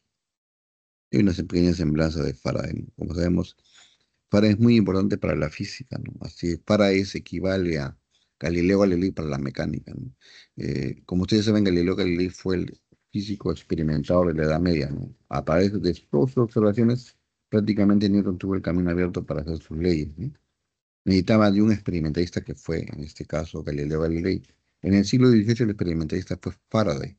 Sin Faraday no existía precisamente el otro físico notable teórico, Maxwell, que justamente creó las ecuaciones para los descubrimientos de Faraday, ¿no?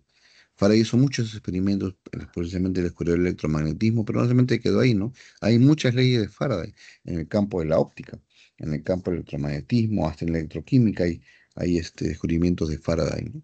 Electrólisis, Faraday trabajó mucho con la electrólisis, con el calor, con el electromagnetismo, en la óptica también trabajó bastante. Todos son descubrimientos son experimentales, ¿no? Y no hizo ninguna ecuación ni descubrimiento teórico.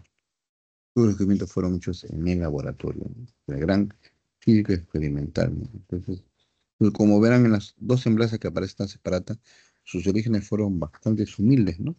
Él empezó como un encuadernador de libros para precisamente Humphrey Davy, ¿no?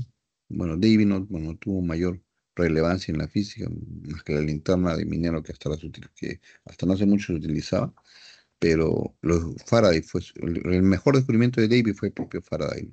Él entró a trabajar como asistente, después de ser encuadernado de los libros de Davy. David le mandaba libros a encuadernar, él antes de encuadernar, o durante la encuadernación los leía, ¿no? Cuando los devolvía estaban completamente leídos, y él tenía todo el conocimiento de la física de la época, ¿no? Precisamente por leer los libros que mandaba David a encuadernar. Una vez ya con más desarrollo de su capacidad de observación, Faraday le pidió a David entrar como asistente, ¿no? Y él entró a trabajar basados precisamente en el descubrimiento de varias personas con respecto a las capacidades de Faraday, entró a trabajar como asistente.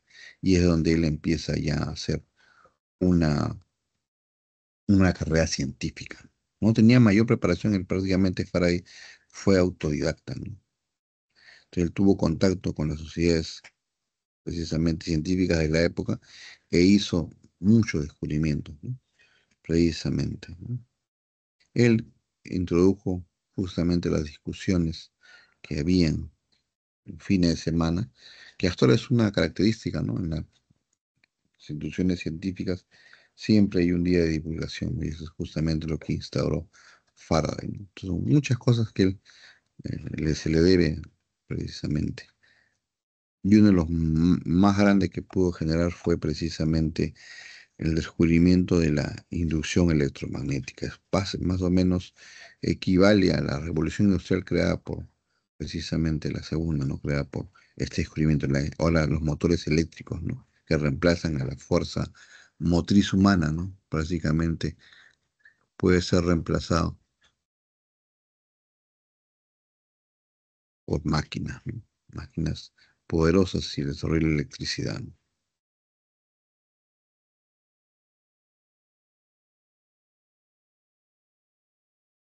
Los demás he visto en esta separata, precisamente. por trabajo de Faraday, ¿no? Acá hay una primera.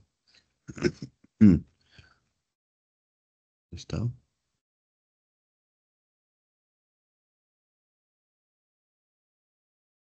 Acá hay una. Un poco diferente la final, ¿no?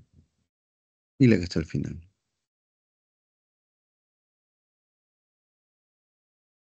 Está al final. Muy similares.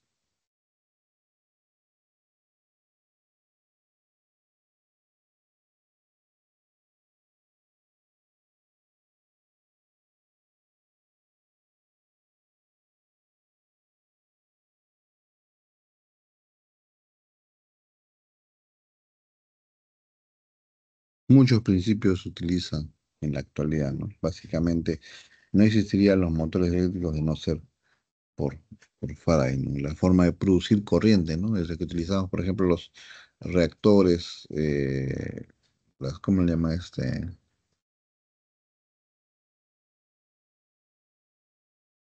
Reactores nucleares, los sistemas estos que utilizamos de las centrales hidroeléctricas, todo utilizan el principio de Faraday. ¿Por qué? Sabemos que necesitamos energía para producir energía eléctrica.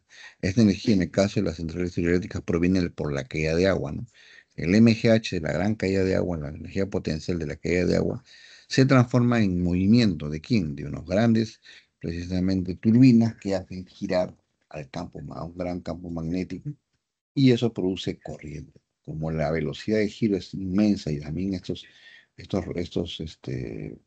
generadores son también grandes, produce una gran corriente y eso es lo que genera, ¿no? En la caída de agua pues, hace generar precisamente una gran energía eléctrica y es la que nosotros usamos, ¿no? Utiliza precisamente energía limpia, ¿no? Que viene de caída de agua, ¿no? Aprovechan esa caída de agua para generar una alta corriente. Ahora, de no tener caída de agua, utilizamos las centrales térmicas, que lo que hace es calentar el agua hasta el punto de que le bulle y ese vapor a gran presión mueve las turbinas y genera también, por, precisamente por Faraday, genera precisamente una gran corriente, ¿cierto? Ahora, ese hervir el agua va a depender precisamente de un combustible, puede ser un combustible fósil que caliente y hervir el agua y produce el movimiento, de producir justamente, o puede ser por energía nuclear también. La energía nuclear se encarga de hervir el agua, sale, tenemos vapor a gran presión y podemos entonces crear movimiento. El problema de la energía nuclear es que esa agua ya está contaminada con radiactividad y no puede escapar del reactor, ¿no? Esa agua se utiliza cíclicamente una y otra vez sin poder escapar del reactor porque ya está radiactiva, ¿no? Y el accidente que hubo en Fukushima fue precisamente, hubo un gran sismo, se dio un maremoto que abrió la pared del reactor y se escapó el agua al Pacífico. El Pacífico tiene una porción de agua reactiva precisamente por Fukushima. Se dejó liberar, ¿no? Y además la explosión que hubo al perder el agua, el reactor hizo, generó una catástrofe ahí, ¿no? En el caso de la central esta de Chernóbil, el accidente nuclear fue por la manera que se tiene para evitar que una reacción nuclear es introduciendo varillas de platino e iridio, platino, para que no reaccione, ¿no? El técnico a cargo, lamentablemente, sacó todas las varillas a la vez y se produjo una reacción de cadena y una posterior explosión nuclear, ¿no? Que es justamente el accidente que hubo en Chernóbil. De todas maneras, ya hay más control y es un poco más raro el accidente, pero de todas maneras se requiere mucho control, ¿no? Porque obviamente son materiales muy contaminantes, ¿no? Hay que tener controlar, ¿no? Por eso es que la universidad ha sacado la especialidad de ingeniería nuclear precisamente para buscar nuevas fuentes de energía, ¿no? Entonces, podemos utilizar la energía nuclear para crear nuevas centrales, ¿no? En el cual podamos dar energía a lugares que son muy alejados, donde los sistemas de electricidad convencional no llegan, ¿no? Por ejemplo, un asentamiento minero queda muy lejos de una zona en la cual pasa una línea corriente, pero si utilizamos una pequeña planta de energía nuclear le podría dar electricidad, precisamente el campamento minero que requiere también. Entonces ya no gastarían tanta energía convirtiendo o utilizando combustible, ¿no? Que también es difícil su transporte. y no más bien crearían una pequeña planta nuclear para proveer de energía para poder seguir extrayendo mineral, ¿no? Esa es una idea que se tiene, ¿no? Que decir, de esa manera producir energía más rápida y más barata, ¿no? Que utilizar o llevar combustible, ¿no? Que estar quemando continuamente, y además es contaminante. Al final, cuando se termine la exploración, es, eh,